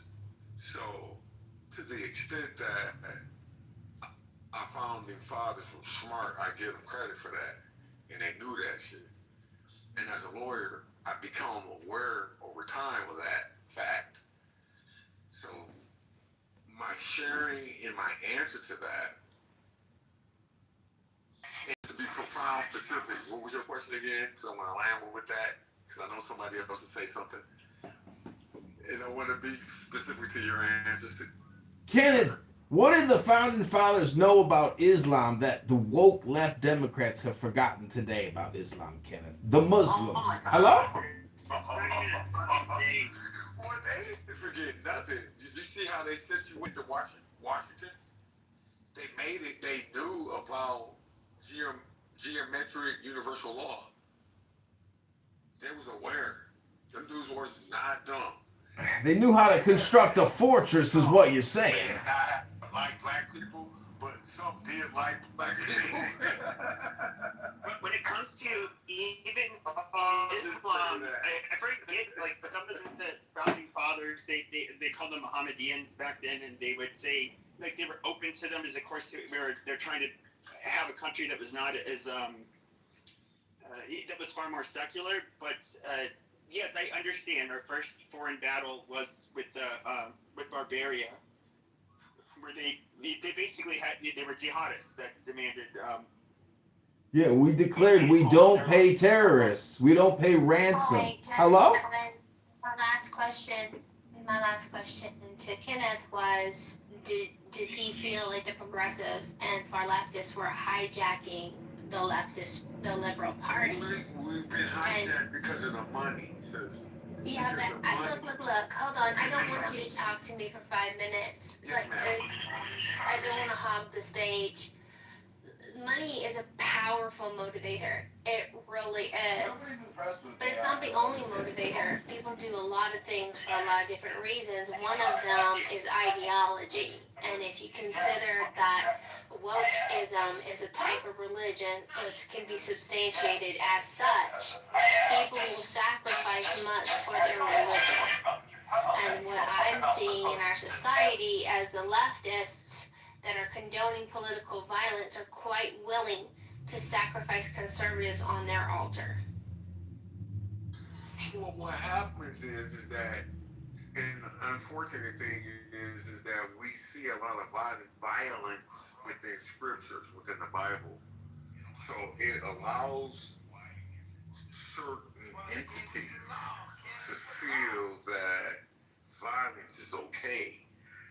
And it's within our right to do the things that we are doing because we have the power. And if we want to point to scriptures, then we can point to scriptures and say that we have the power.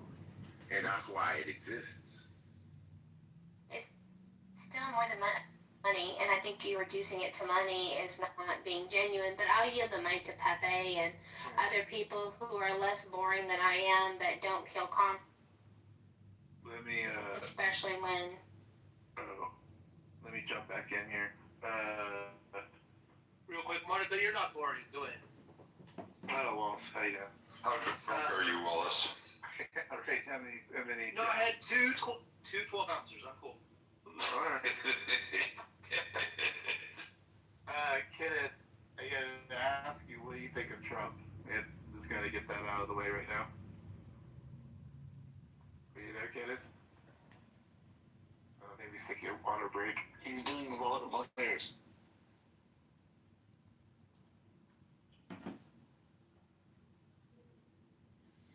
You know what? Out of respect for the room, for Monica, I'm gonna like show disciplined, and I'm gonna be a good boy.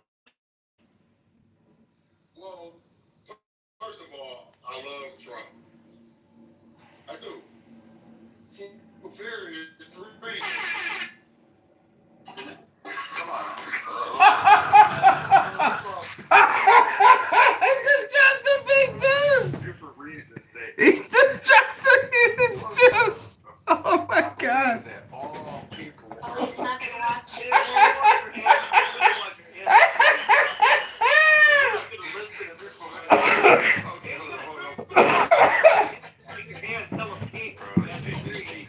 Dude, what is up with this Maggie? This female energy. Did you wash your hands? Let the motherfucker speak.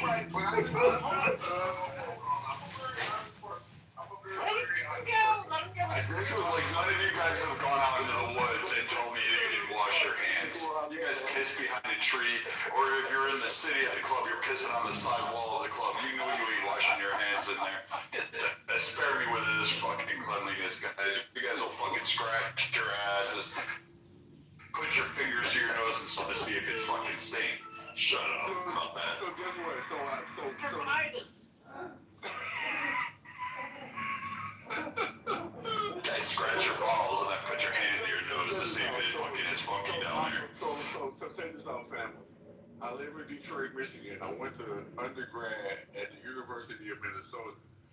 in the 80s.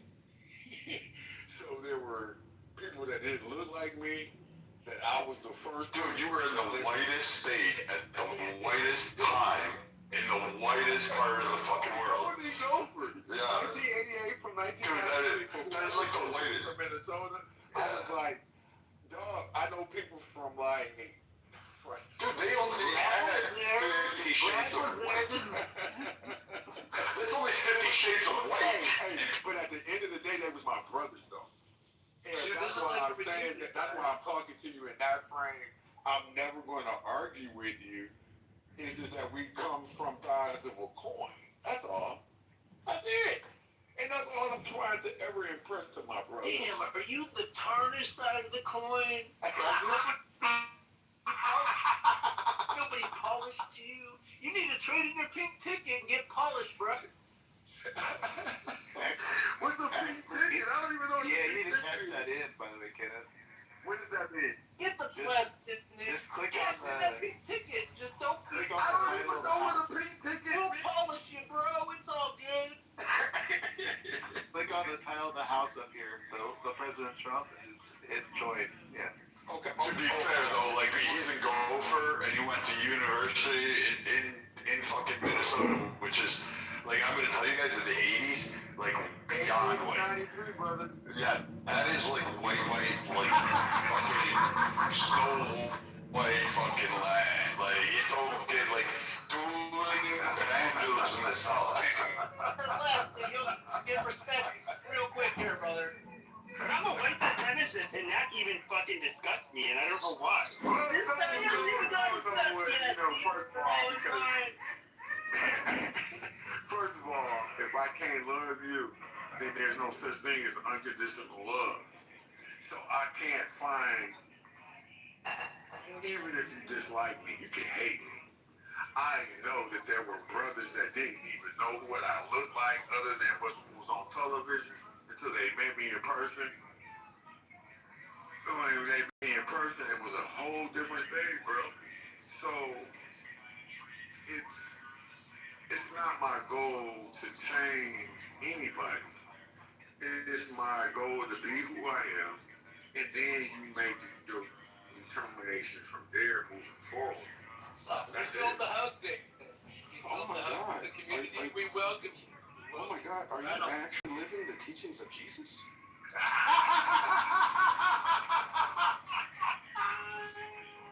Dude, these cards, bro, this is perfect. Let's Well, that is the thing, though. This is where I would get into it with like. I didn't say I was Yeshua. I would get into it with like people like the Groypers. I would get into it with people like the Groypers. You know, I was kind of, you know, not too far from them, but. Come on. Okay, but here's the thing. But I would say this though is that these people, a lot of them are, well, almost all of his adherents would be Catholic, and it's just like, dude, you know, like Catholicism is so you totally cannot like mistreat people because of their race and that kind of shit. And, unless it's like, a competition. And like when it comes to Catholicism, like being a good Catholic is being in a way almost like giving up everything to help the sick and the poor, and it's really different from, I would say, not only other branches of Christianity but even other religions. It's just and that can be a good or a bad thing. I don't want to say it, but yeah, like us being racist and all of that stuff, it's really weird, and I don't understand how people can have like the level of hypocrisy they have with trying to be pious while being racist, while using a religion that would disavow the racism. It just doesn't make sense. That's privilege, man. You know privilege. 5 years ago, Clubhouse. We all know what privilege is. It comes in multi-colors and multi. Yes, sir. I'm not talking about you. I'm talking about privilege. Different age, it don't matter. My favorite privilege is black privilege. Man, we're just I think about Trump, and let me go down that rabbit hole. What I think, because I'm an investor, okay? I remember back in the day, I do a lot of research, and Trump said before he was ever president, this is his words. You can Google it. So you can listen to what he said. They asked Trump when he was not a president, would he ever want to run for president? His answer was no. But if I did, I would run as a Republican. That was his words. You saw him in the 80s, though. There's tons of recordings of him in the 80s where he has made tons of quotes. Anyways, there's lots of them. You should look them up. All I'm saying is, he was aware. I got one in my bio, and it's so relevant. You should check out my bio. But he knew that he could manipulate. And he knew that he had money. And people knew that. And that's why he was popular. Yeah, I can't say too many words other than that. What they're gonna do, we just kind of got there. They had to tell him in the 70s. They had to tell him in the 70s. Well, he utilized what we have the awareness of, which is television. He had all kinds of TV programs leading up to. Long, bearded guy singing music, like getting us under, like hypnotized, like that Alistair guy up there. What's his name? Alistair? Yeah, never heard that name before. All I'm simply saying is he was just a different side of the coin. The people that's running. I hope you traded in your pink ticket, brother, because I want to follow you. But you I did like join. I joined already, brother. I think I gotta leave or something. Look at Matt and Viking. So what happened is that some good crackers, premium crackers up in here. He played both sides of the coin. He played both sides of the coin. So with respect to the conservatives, they're seeing an aspect of one side of the coin. But if you can imagine, there are potential people that are racist and people that are negatively vibrating that follow Trump. But Trump, if you can imagine, it was in black people's race with the rap music. So that means black people love Trump. Oh,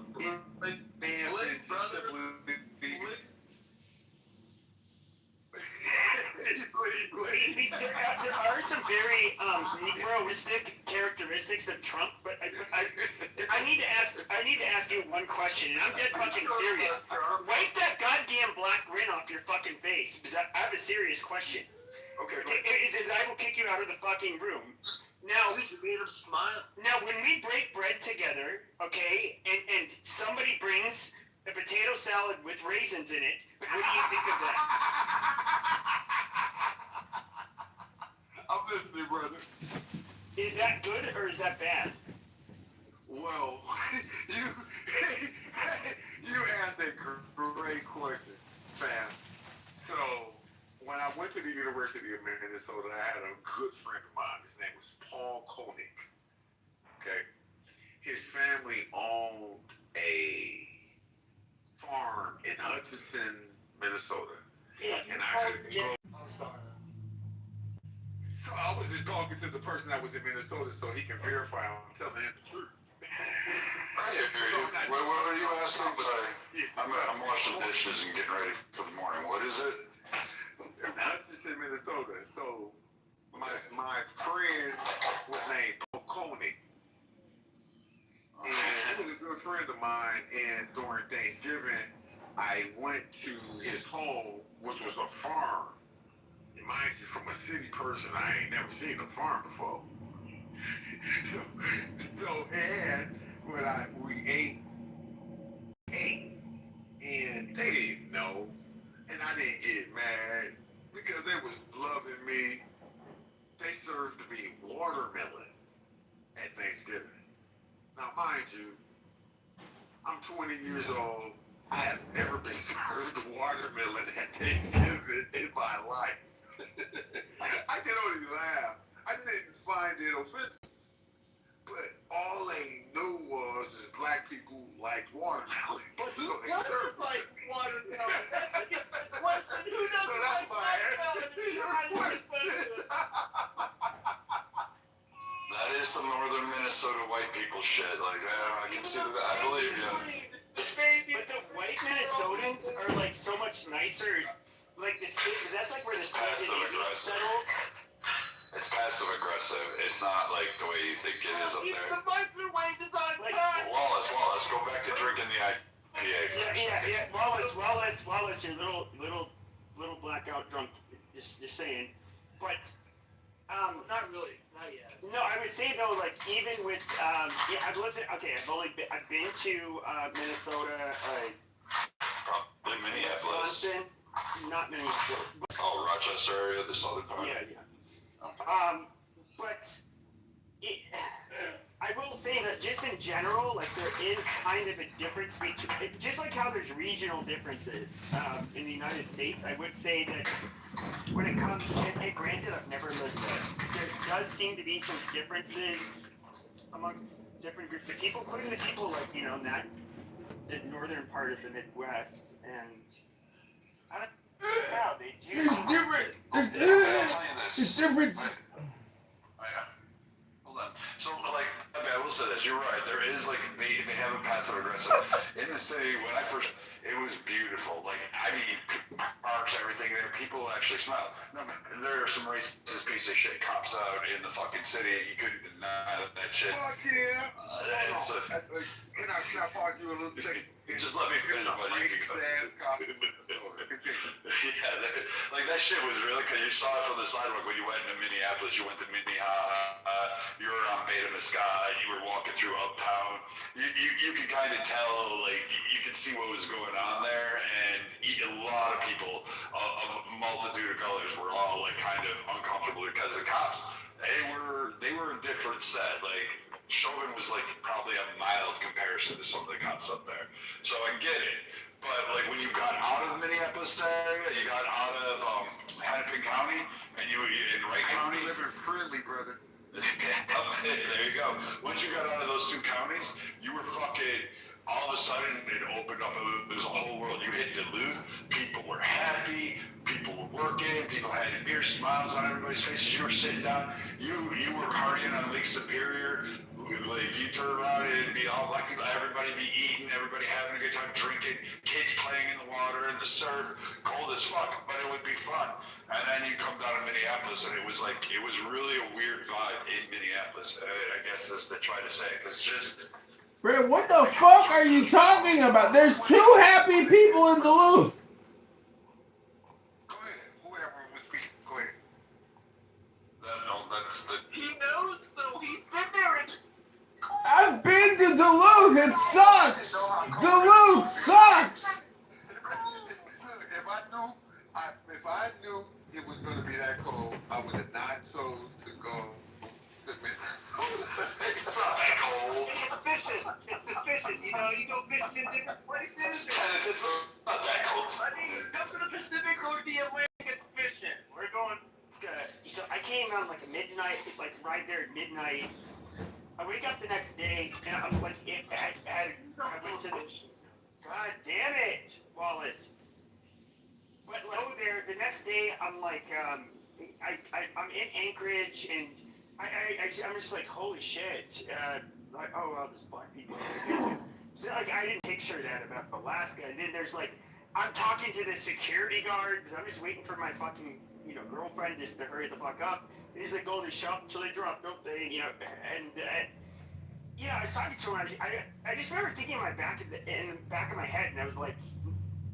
Of course, I didn't say this out loud, but it's just like, holy shit, like, you motherfuckers would not even exist here probably 500 years ago because you like die of vitamin D deficiency.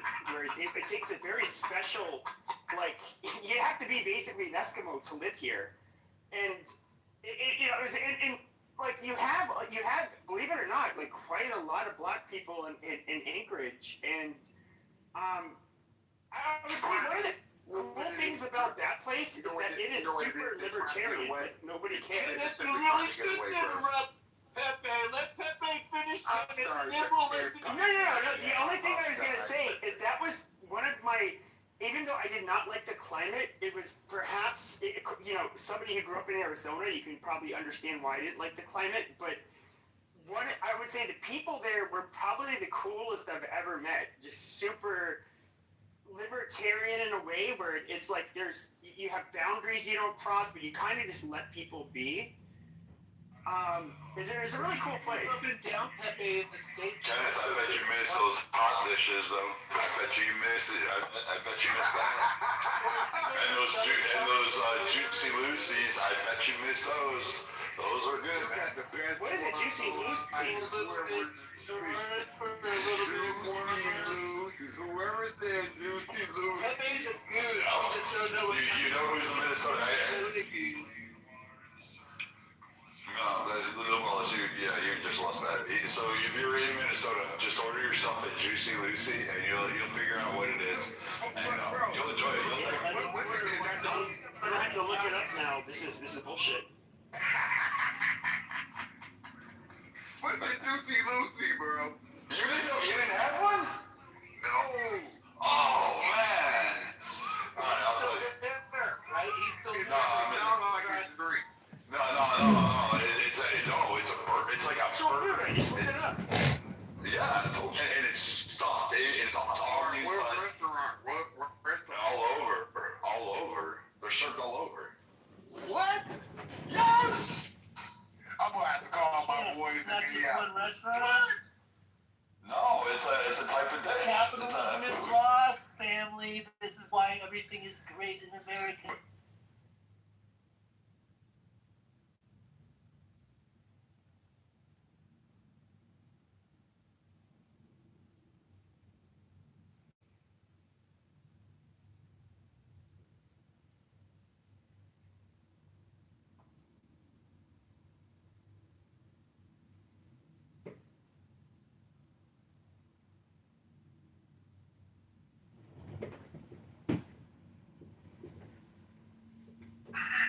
You're a Hussein, and so I love that so much. Like, like Islam is a religion of justice, and that's why. That's what it.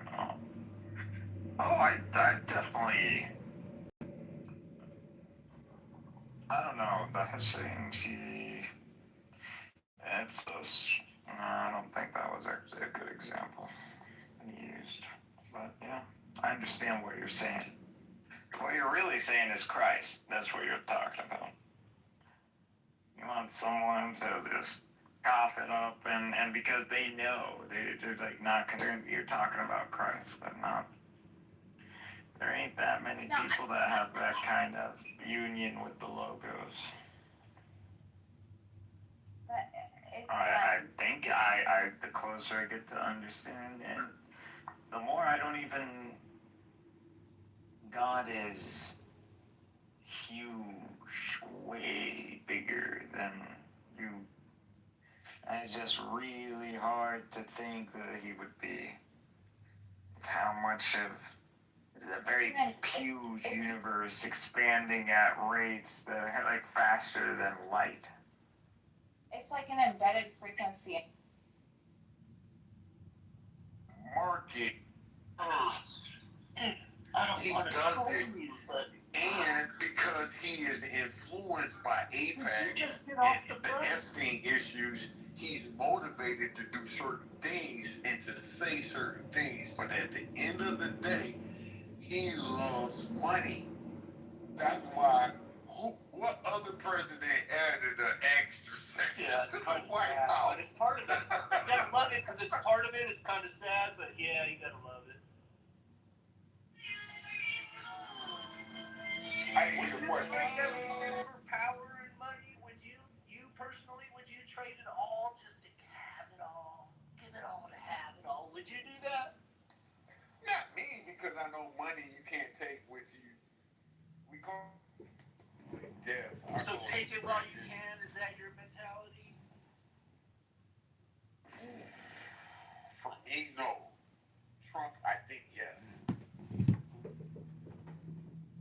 Yeah, I would.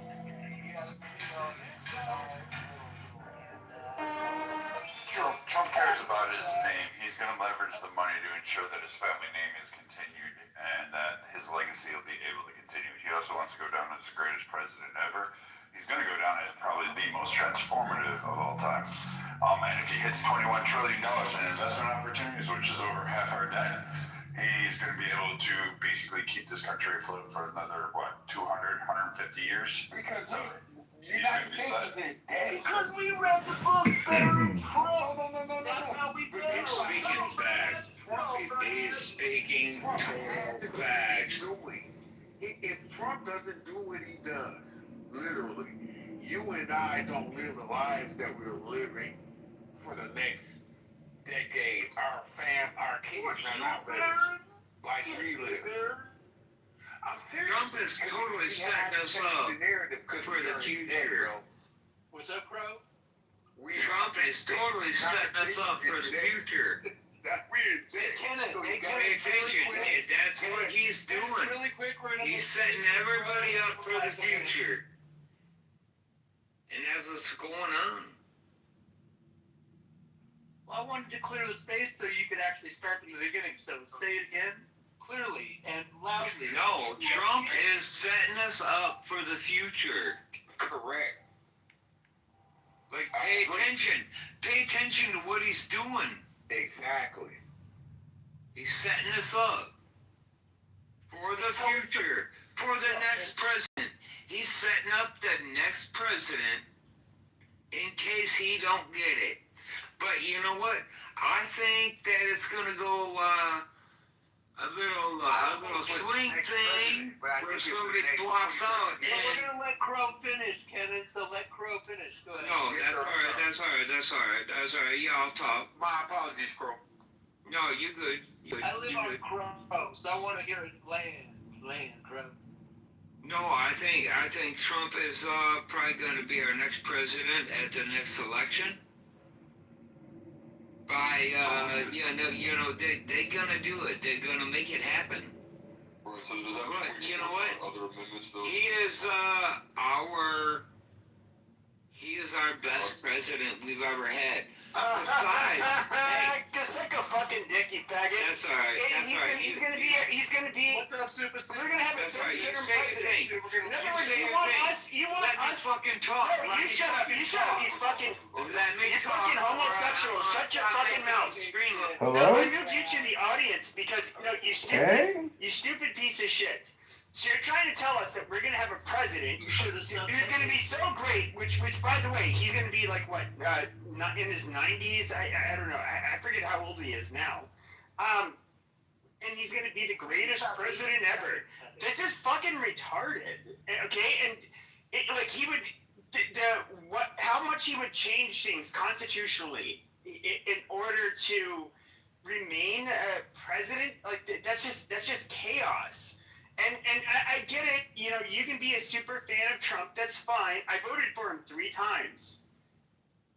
I talk a lot of shit about him, though, too. I voted for him because he's the best option. But hold on. But, this worship that I see with a lot of you fucking retarded maggots, it is so, you guys are so dumb. Just the dumbest fucking people to ever live. You have no... It's just Pepe projection. That's ad hominem projection. Green bean Big Pepe. Napoleonic Pepe. So guess what, faggot? You get to go to the audience. I want the maggot. Ooh, we got Pepe a little angry here. Pagan, idol worshiper. Oh, he's a Pepe. No, you're a little I pee-pee. disagree with you, but I love you nonetheless. At the same time, Boy, Crow. So if Trump has a third it's term, like if you He does have a third term. so should they? I mean, and he can get a 4th term because you know what? What if that's All you gotta do is get a vice president, and the vice president steps down and let him back up. No, but Crow. Right? Okay, so I mean, they have we to can step make it down. happen. That's what has to occur, right? So, do you think if that's the case, and let's say that he can somehow be elected in a 3rd term, do you think that they should be allowed to work around other Oh yeah. So what if six years later, when there's a Democrat in office, they totally take away guns, for example, and they catch them at the second. It's one of those Looney Tunes crooks. Yeah, well, the problem is the Democrat office needs to just step aside because the Republicans are holding it down. If you go back in the day, answer the fucking question. You didn't answer the fucking question. You got the troglodyte. You smooth-brained fucking troglodyte. You shut your fucking mouth, you piece of shit. No, you low IQ piece of shit. You need to. No, this is the question. Solid. He's like fucking not charging me with this fucking new charge, and then I'm over here. I'm like, he took my $30,000 check. Like, false alarm! I found it, guys. Don't worry. It's right over here next to this Beth Taco. That's okay. That's a good idea. Beth Taco is fucking good. Loving it. Almost. I mean, I could make it to the Chinese place. I could make it to the Chinese. Yeah, I can. My keys.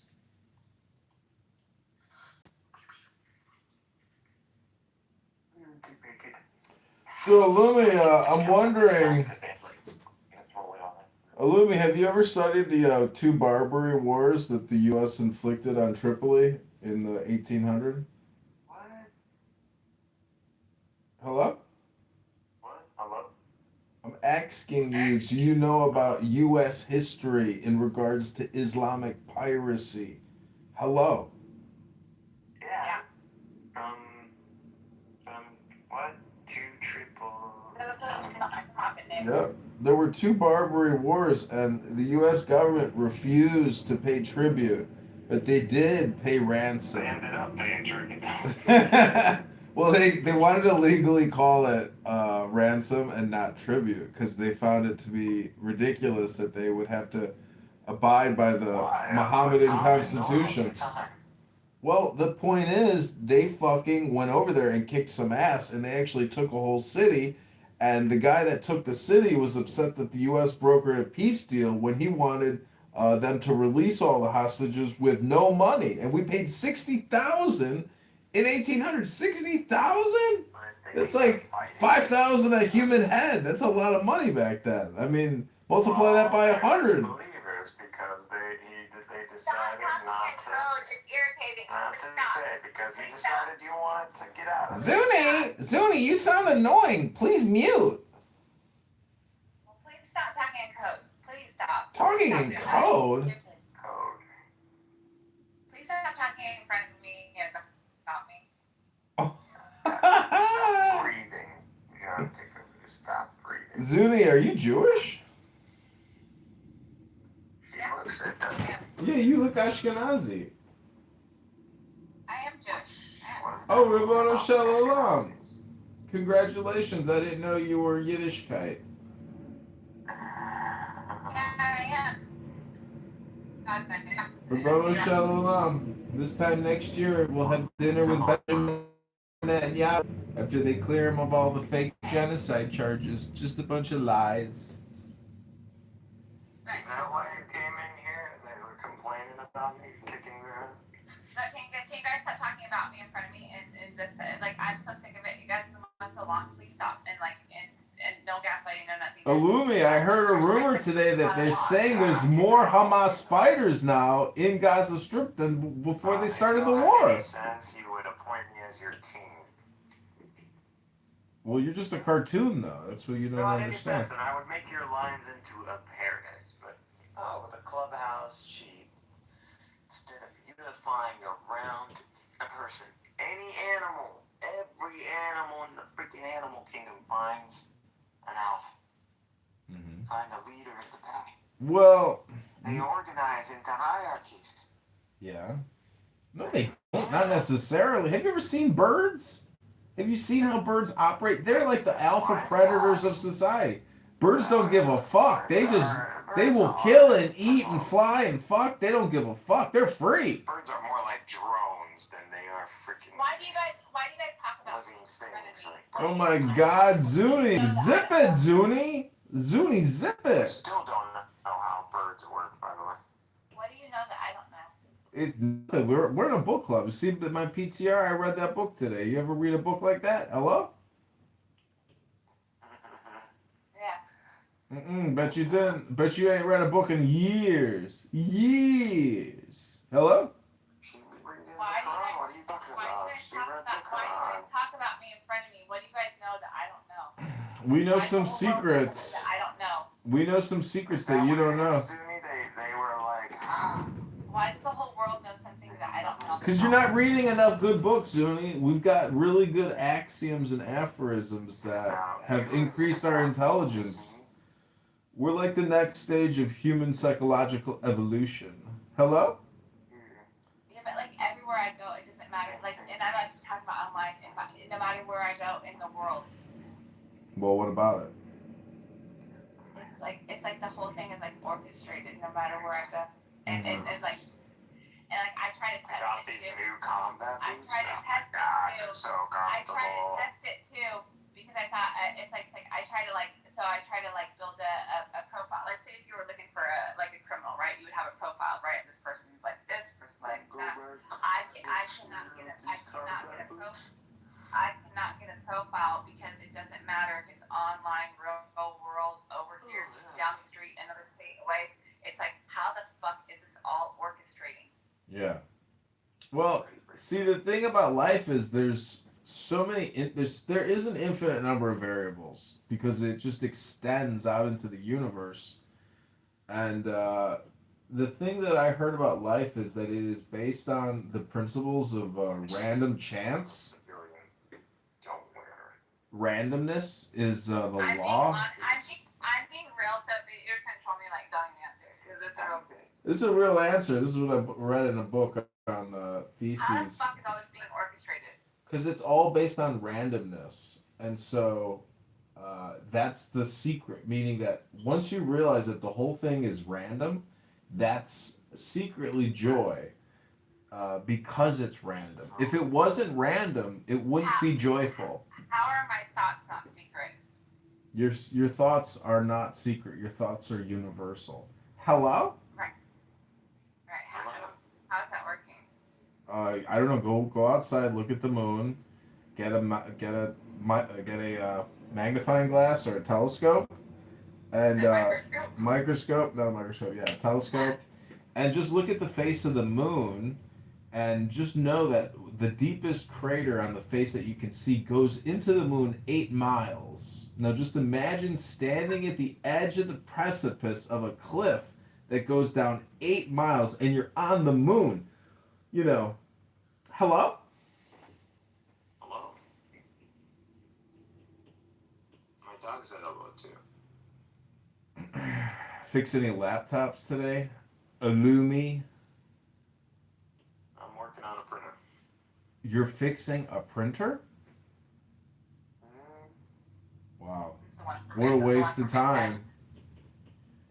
The one for my shed. $600 printer. Well, what were you? Is a customer's printer or something you were using it to print shit? It's one of those that, wholesale. It's just broken slightly, and so you can't really sell it with all the rest, so what do you do with it?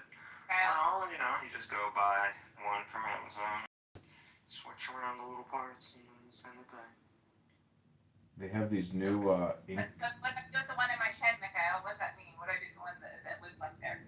Oh, just Why do you lose throw it in the garbage. Throw it in the garbage. I don't know why you left that printer there. So Why would you throw something of value in the garbage?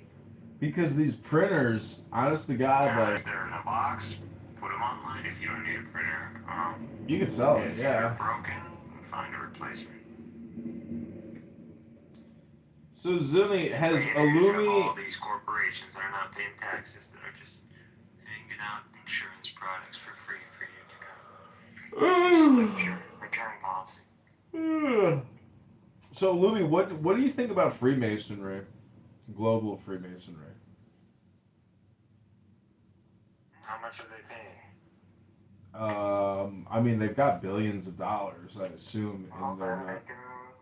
Where do we sign up right now. You can go sign up. You can go find some Freemason lodge in your area and go They're join gonna them. pay me if I sign up. No, you're gonna pay them. Duh. What do I have? No. That sounds like a Ponzi scheme right there. Exactly. But what I'm trying to say is, if you look at them, It's too highlighted. It's too talked about. Things that are actually people and done in secret are not this fucking popular. So what? well, you still have to look at it. There's What's really going on history. is not Freemasonry.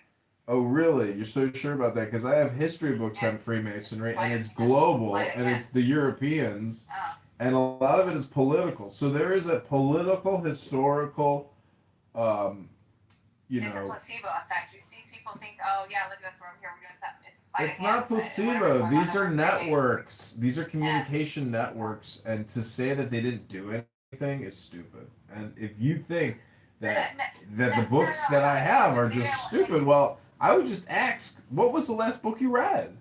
Hello? The last book I read is Hello? Quran. It's the Quran. See, every Muslim can just say the Quran on that question. No, it's actually Not the best book in the world, so you can't- It's not. It's not the best book in the world. No, it's not. Definitely not. Just can't read it, bro. How can I judge a book that you can't read, man? Bro, I got it. It's not the best book. I'm looking at 1,000 books. I can rank it. You haven't read the Quran. You read the translation of the Yeah. Quran, my friend. I got it, my friend. Okay, Zuni. Sorry, Zuni was trying. You're interrupting Zuni. Be a gentleman. Let this woman speak. Until you read it in Greek, I know you want to troll. I know you want to troll here, Alistair, but I'm a good benefit. Troll? How dare you project troll onto me? You're a troll. Okay. Well, I'm gonna give you the benefit of the doubt. But anyway, the last book I read was Muhammad and the Believers, Bread and Honor. I ordered this book. I have it in my hand right now. Awesome. What did you learn? What have you learned? Give us an extract. So when it this guy's take on Islam is much more which is kind of odd. He's not a Muslim or anything. He's like a white guy, but he has a whole other take on like who were the believers in Islam, right? Like, it wasn't this very rigid type of Islam that you see nowadays, you know. It was more like a believer could have been like a Christian or a Jew or a it wasn't this like someone who necessarily does the 5 daily prayers of Shahada, etc. And so I read that book and I went back and I like read the Quran now, and like the Quran actually does really read like that, but it would maybe sometimes you don't notice it that way because you're looking at it through a different lens. After some of the things that he said, there'll be things I read. Did the book mention anything about trans or LGBTQ? Because I'm sure Necro would like to know what the Muslims think about the believers who are trans LGBTQ. So the thing that I noticed about so like those kinds of things, people like to focus on those because the majority of people, it's not like I wake up every day and I'm like, oh God, I hope I don't want to love a girl. No, I don't love a girl because I'm in. So it's easy to highlight one sin that most of us aren't doing and then go against it. Well, everyone's the guy who's really against fucking the transgender. It's like that's fair, and he's ripping everybody off of this business, and so he's doing all kinds of shit. But it's just like it's one sin for everybody to gang up on and come together on, and then highlight and focus like this is the problem. Well, they're all a problem. You're just the guy that can focus on this one because it doesn't involve you, and it's something that you can unite on. And that's that.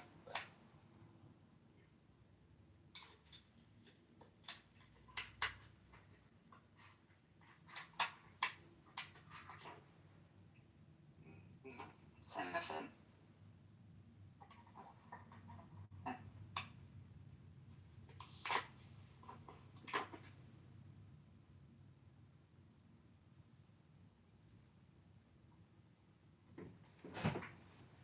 Because after reading the Constitution of Muhammad, I just have found that the Islamic Constitution is basically a charter on how to start a mafia organization to basically blackmail people, abuse people, intimidate people, rip people off, and give them no real jurisprudence, no jury trials, and always leave it up to the Ummah, to the Allah, and to the laws of Muhammad. And to me, those believers versus non-believers, in-group versus out-group, to me that's ignorance, because the in-group fails to recognize that they can't be the in-group without the out-group.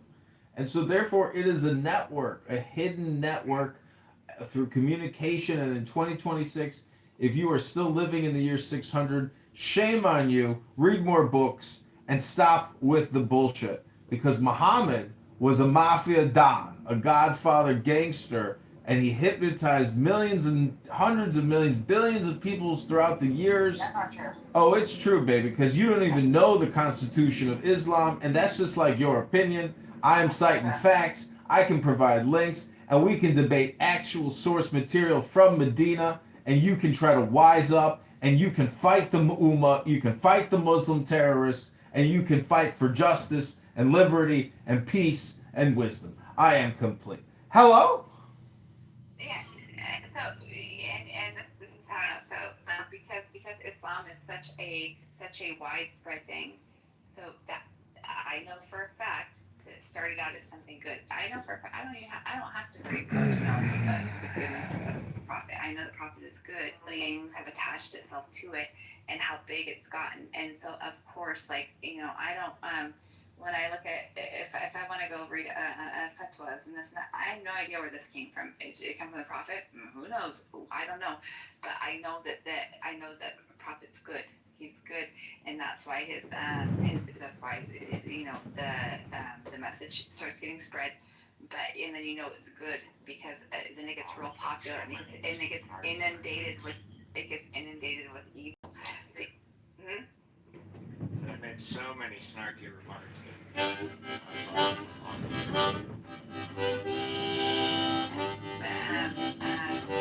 So then the level of slander and the level of hate and the level of he's crazy, he's this, he's that.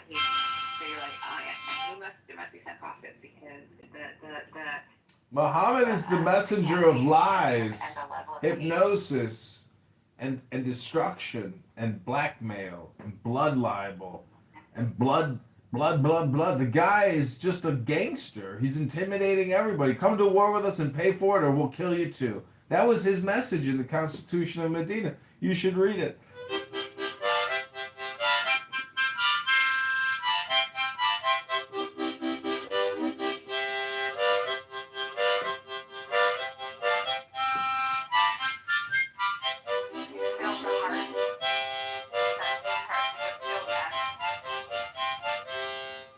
You need to go to law school so you can learn how to read, apparently.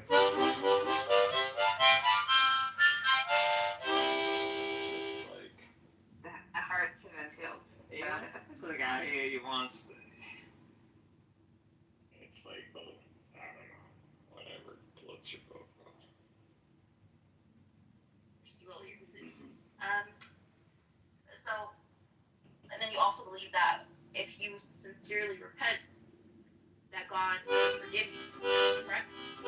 Yes. So then, what would be the point of the crucifixion if you already know that if you sin regardless, sincerely repent, that God's going to forgive you? What would be the point of the crucifixion? The restrictions that God placed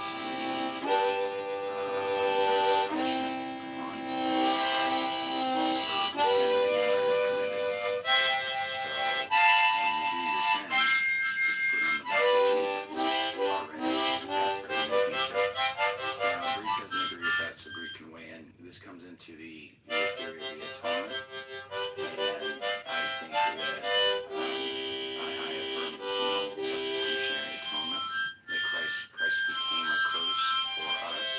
He stood in our stead, taking on the wrath of God to appease the justice and holiness and wrath of God.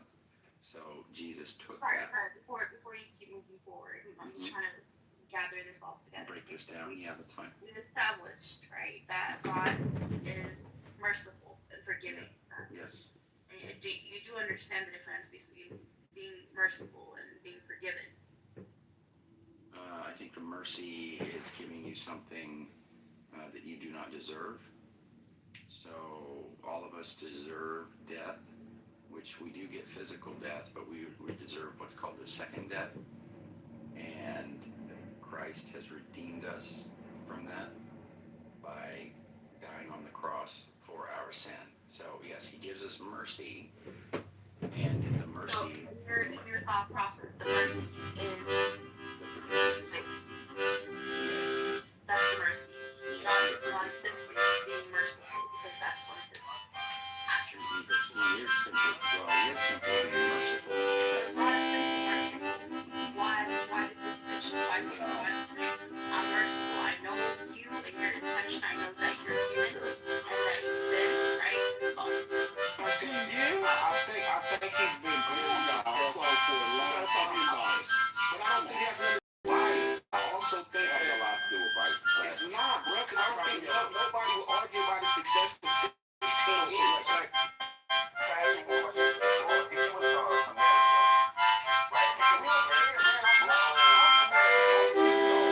no, I think it had a lot to do with it because I have nothing to do with that. If rap was underground right now, it wouldn't be it.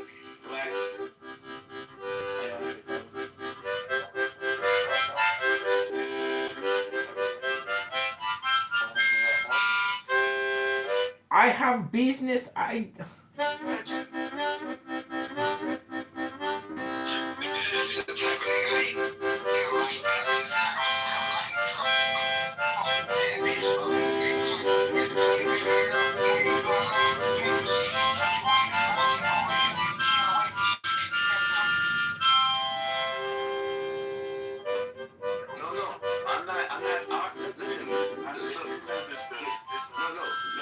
What Congressman? I think the H wanted to say something. Yeah, man.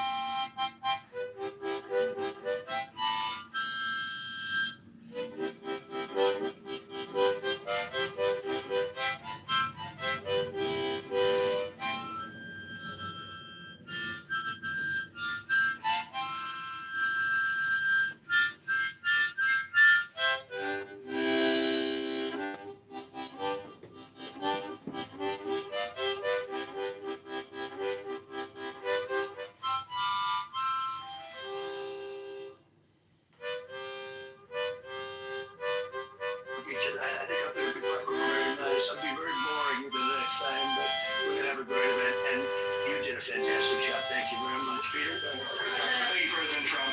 There's a report in the New York Post that his assailant assembled his weapon somewhere on site at the hotel. What do you think about that? And I ask respectfully, why do you think this keeps happening? Well, you know, I studied assassinations, and interesting question, right? Why do you think this came?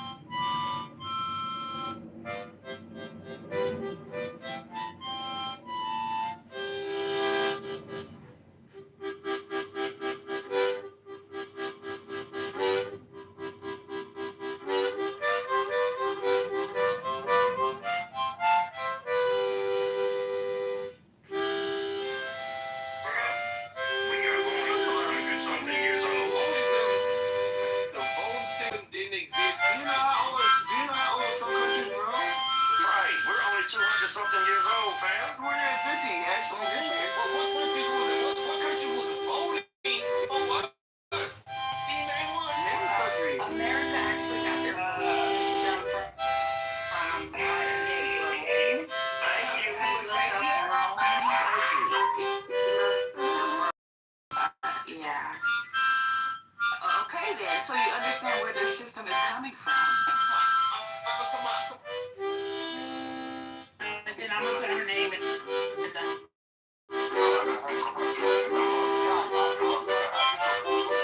Her name is Priscilla Ajoke Odom.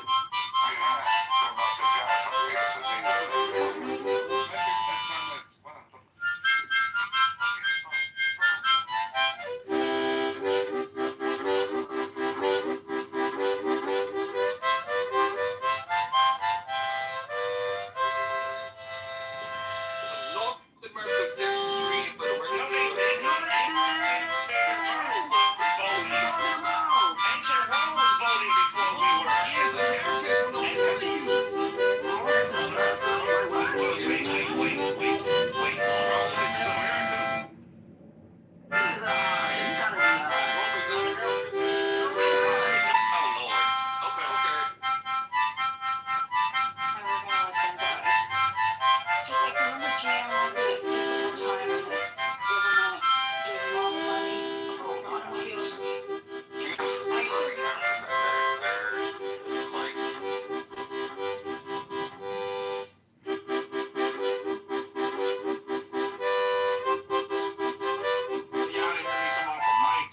One thing that I have seen other brothers do sometimes too is not try their best not to control the conversation, but let the other brother talk. Like sometimes they put their mouth, but try to bring them right back to the topic. And that's why I was like, when he asked him, I was like, let me land with him because it sounded like he wanted to agree with me.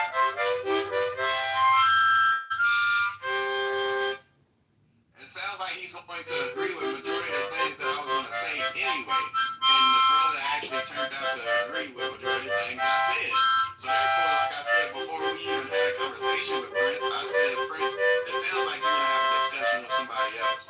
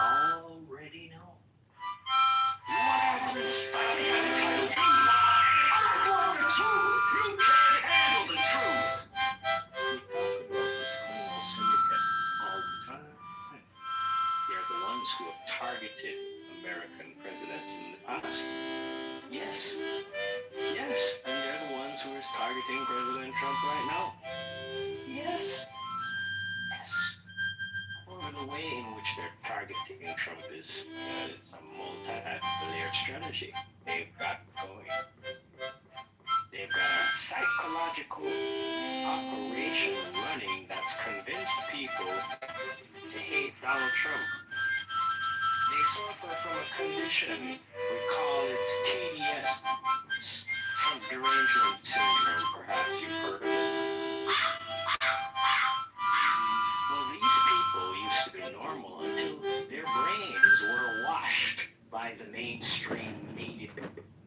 politically think.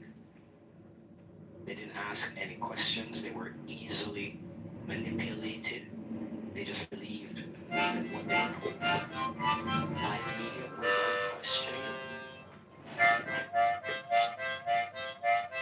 And those same mainstream media sources that we've now learned that they've been lying to us all about a number of issues, those are the same mainstream media sources that the people who suffer from TDS,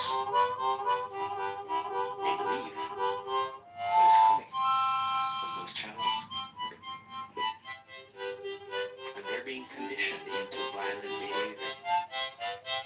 And some of them are acting on it. We are seeing a pattern of activity, ladies and gentlemen. So yeah, they're targeting Trump in a lot of different ways. They have an entire psyop going, incentivizing people to be violent, to target MAGA supporters. They have a whole psyop going on that Trump is a part of the king. Well, if Trump is a king, how come you guys are allowed to protest that he is?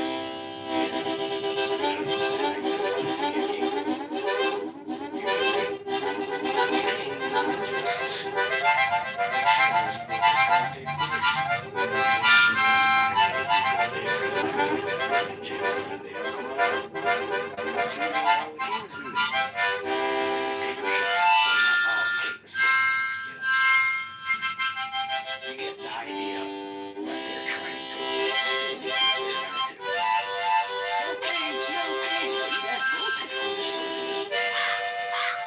The majority of people did. Yeah, the people who are upset, who are pushing this no king stuff, they're the ones that are actually acting like kings. They're the ones that put these unelected bureaucrats in place to control your lives through many different mechanisms. From finance to geopolitics to health to even what you think. They control what you think. Well, what you think is based on what you see.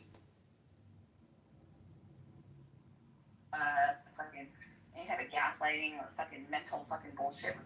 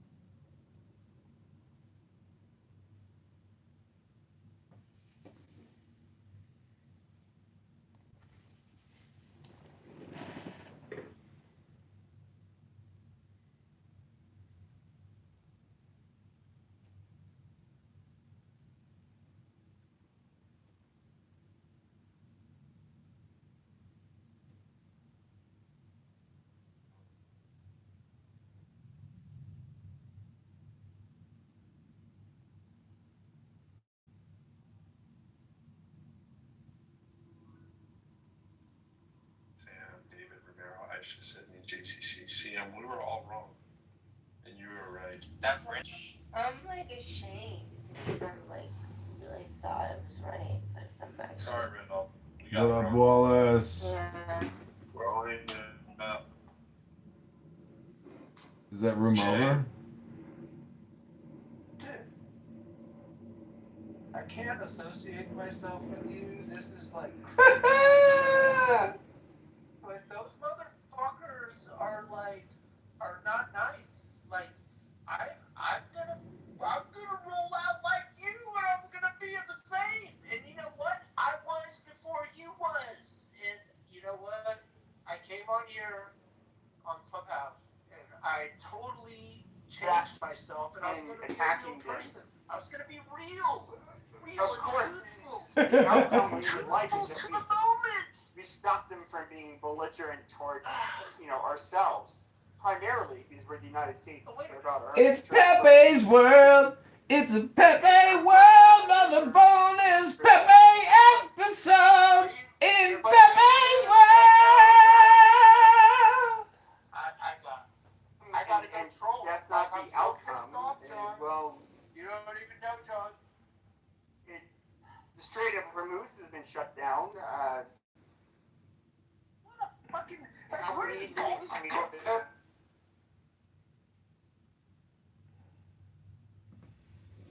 All right, everybody, welcome back to another exciting episode in the Progressive Movement House. This is another episode of Pepe Never Shuts Up! I've been reading poetry and I've been doing the best for myself.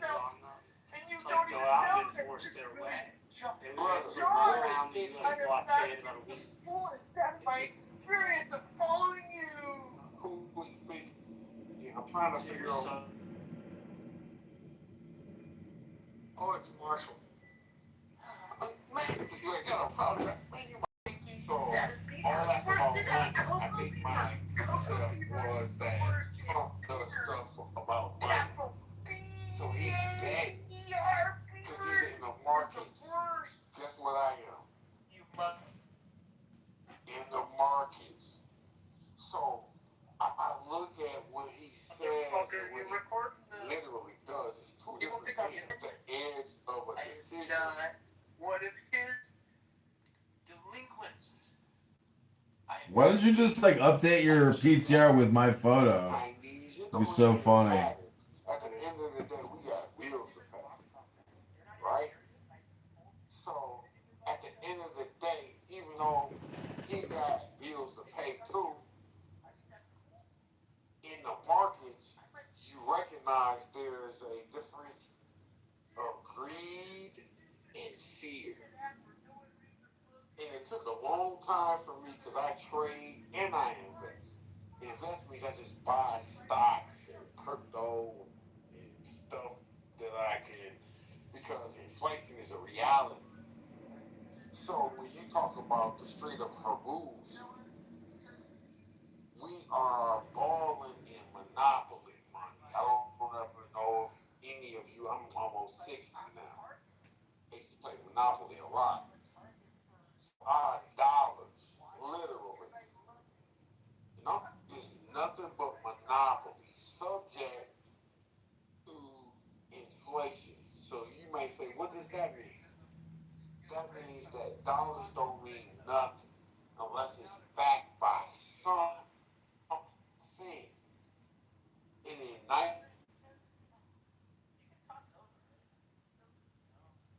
does the dollar stand for? Oil.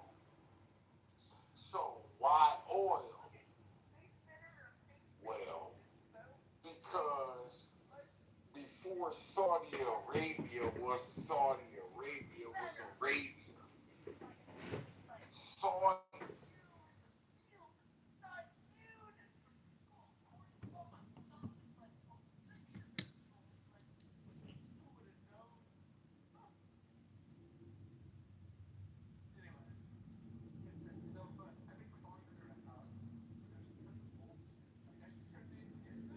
All in cahoots. They were in cahoots. Cahoots! Back the dollar by something.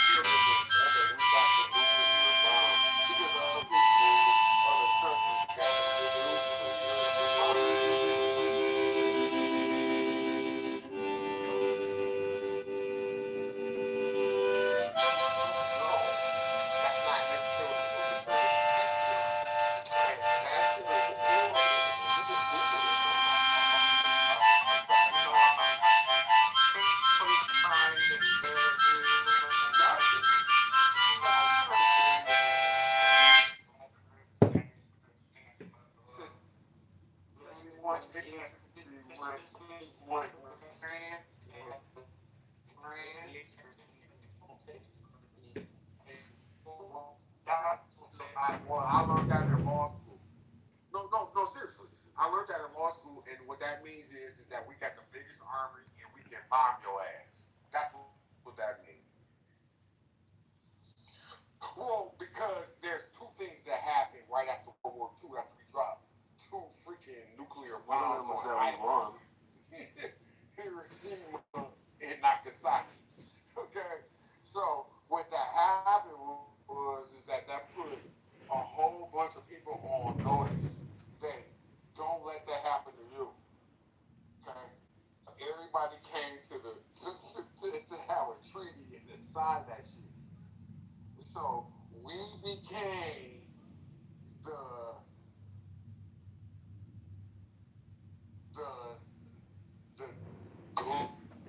glory at the time because we could drop a bomb.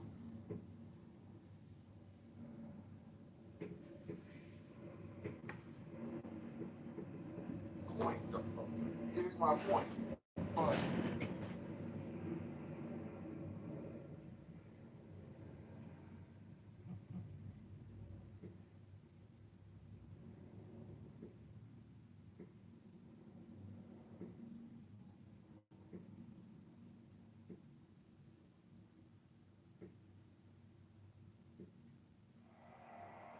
mine is the head of the man, and my insight is keen as the hawk's.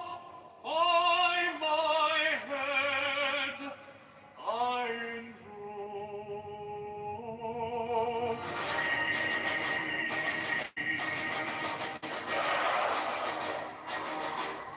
I am the only begotten child of my father and mother. My father is dead. My mother bore me with labor and pain and fear. By my body I invoke thee. About me shine the diamonds of radiance white and pure. By their brightness I invoke thee.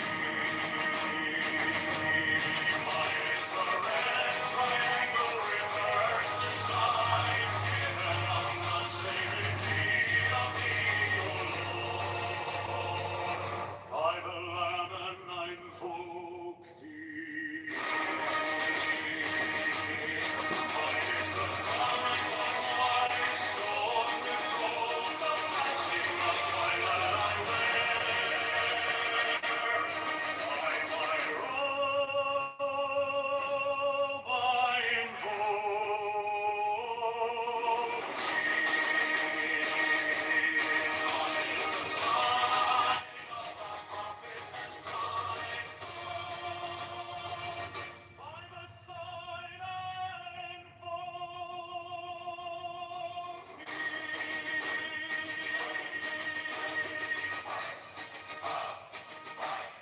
Mine is the turban of white and gold, and mine the blue vigor of the intimate air.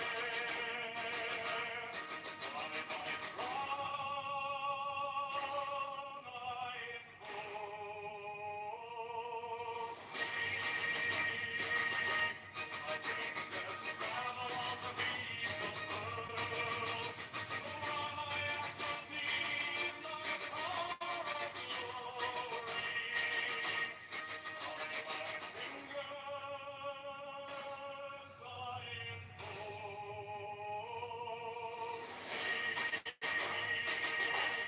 I bear the wand of double power and the voice of the Master.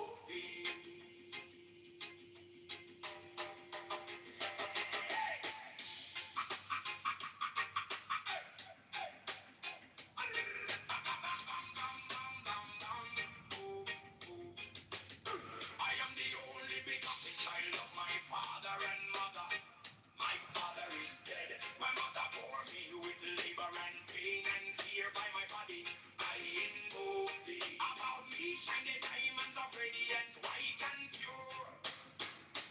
By their brightness, I. Mine is the head of the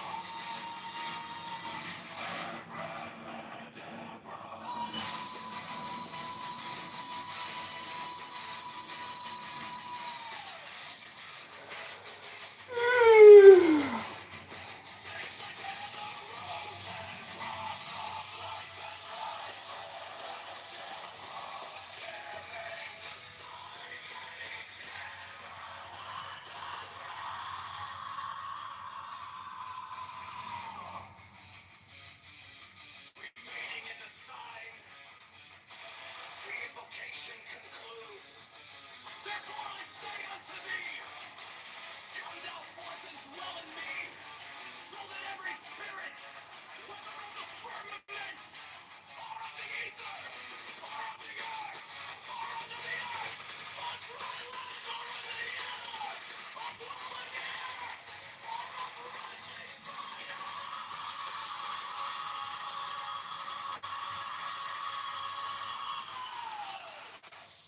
And every spell and scourge of God, the vast one might be.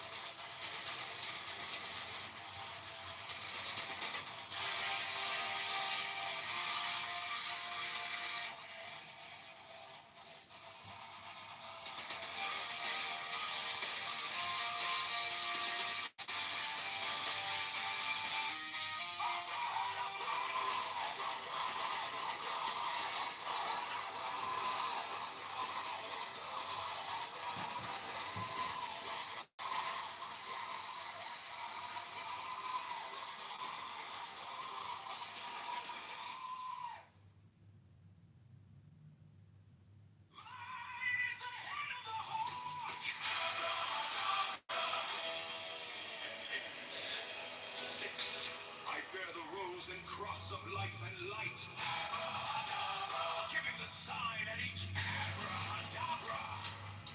Remaining in the sign, the invocation concludes. Therefore I say unto thee, come thou forth and dwell in me, so that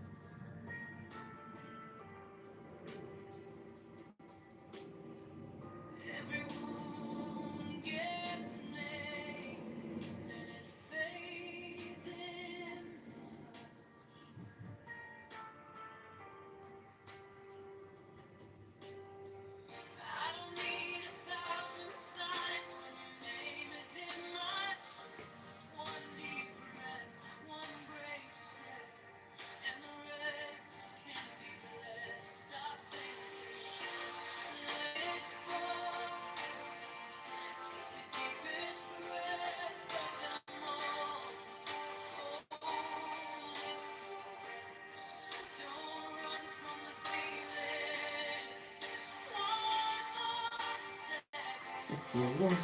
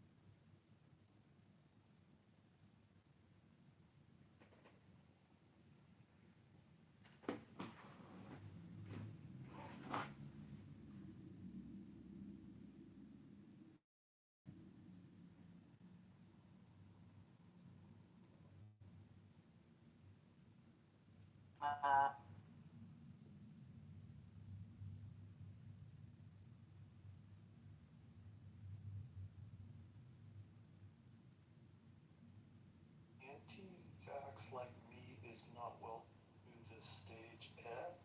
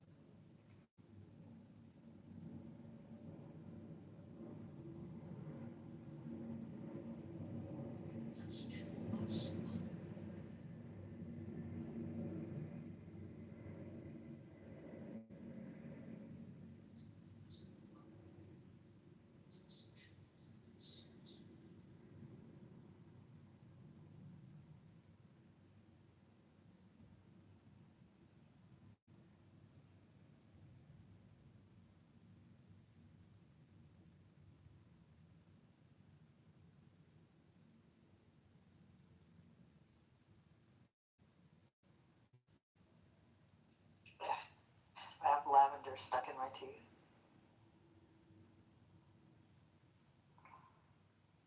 Who leaves actual lavender blossoms in a fucking damn?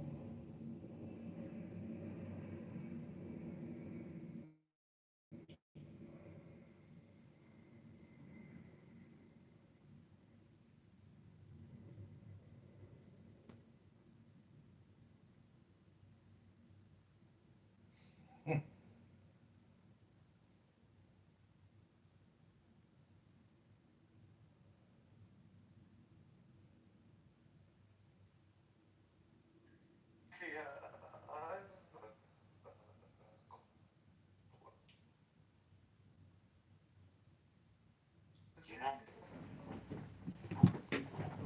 I was thinking.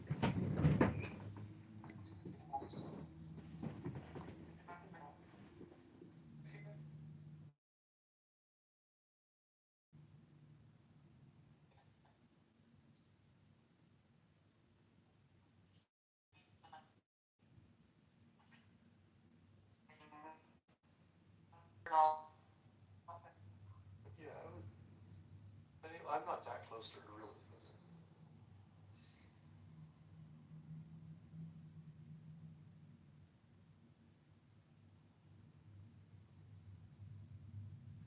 Yeah, actually, that was the first time she was missing from that room in the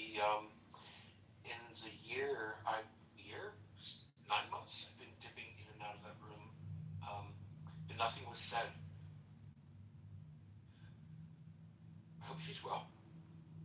Yeah, me too. There's that whole everyone likes to go where everybody knows your name, but you also like to go where people will notice if you're not there, right? Just I kind of noticed her not being around for the last week or so. That's beautifully said. She's well.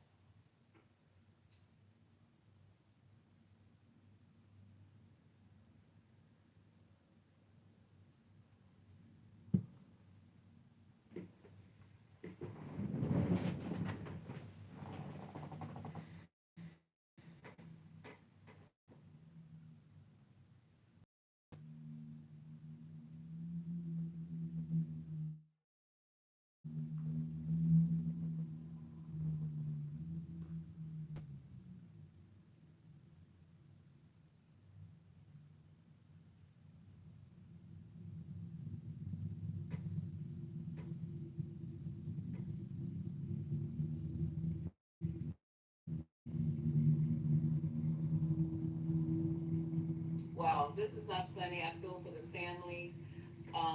I don't know if I would be talking about my brother. Y'all would have to have me like in handcuffs and shit before I'd be giving any information on my brother. I don't know, y'all. As Cal State Dominguez Hills, that's by Compton, right? Is that by Compton? I thought it was by Carson. Is it by Carson? Cal State Dominguez is Carson. Carson, Harbor City. I see where it's located. Well, Compton's not too far from there. Yeah, Compton, because they call it Dominguez Hills. That's like a fancy Compton, they call it. No, that's a good school now. When it first opened, they were calling it that, but it's a pretty decent college now. What did he get from Dominguez? What kind of his master's? Yeah, I think he got. No, he got. Yeah, did he? Yeah, he got his master's. It's not on the news on there. It's not on the local news. You go, Mari, because I have not been looking at the news all day, and I'm like running the clips because I've been sitting here trying to figure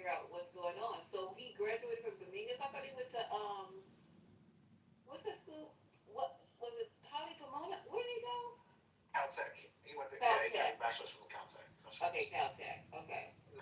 Yeah, Caltech, and that's Pasadena, right? Yeah, that's Pasadena. And that's a good school, right? Caltech? Oh, that's like one of the top. Better than Tyler That's the, Colon? oh yeah, isn't that like the MIT of the West? Huh? I didn't know that. Yeah, Caltech has got to be in the top 10. Oh, I thought it was Tyler Colon. Nationwide. Well, he's a smart guy. We probably will never, because he's not cooperating, right? So his story, I would love to know. What sent you over the fucking edge? What, because I'm not buying this group he belonged to. Did you hear me talk about the group that he said he belonged to? I'm not buying that. The one from the 1870s, the Wakers or whatever it was, the We Be Awoke. Did you hear about that group he belongs to? Nah, I heard about a group, but again, that's so busy. I haven't been. I'll be honest with you. I've been. What's today? Monday. This happened on Saturday. Yesterday I was busy. Today I didn't get a chance to. So I'm getting all my news from y'all today, for the most part. Oh, okay. Thanks a lot. Well, this is this is good news. This is, you get the real, you get the really real. Well, I just say he's cooked. I saw now with her in that position, and she thirsty to the mofo to put blacks away. This guy's cooked, 100%. So I feel sorry for him. But she had the pipe bomb dude too. That's why I said what happened to him, because she was in that position when the pipe bomb guy was arrested. So ain't heard a peep about him. Do you think Judge Farrell's doing a good job? I mean, I don't want to trigger Haitian, but do you think she's doing a good job, Mason? I think she's super thirsty. I think she's really super thirsty, and she wants to be seen and heard. And I don't like people like that. She was smooth, kind of kicked back, like yeah, we're gonna prosecute him to the limits of the law. Nobody got. But she's super thirsty. We didn't even play the whole interview. She was talking for 8 minutes. I stopped after 3. So I'm sure she's been rattling on. Listen to the Fox interview she gave. That's the one I was playing. She's just really too thirsty. And then I don't think she likes people of color. I could be wrong. Everything is not about racism. I know. I just get this vibe from her.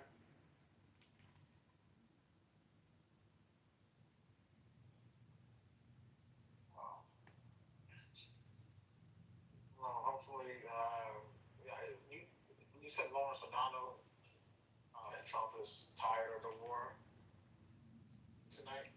That's what he said, because as far as the breaking news about the war, he says that the leadership in Iran is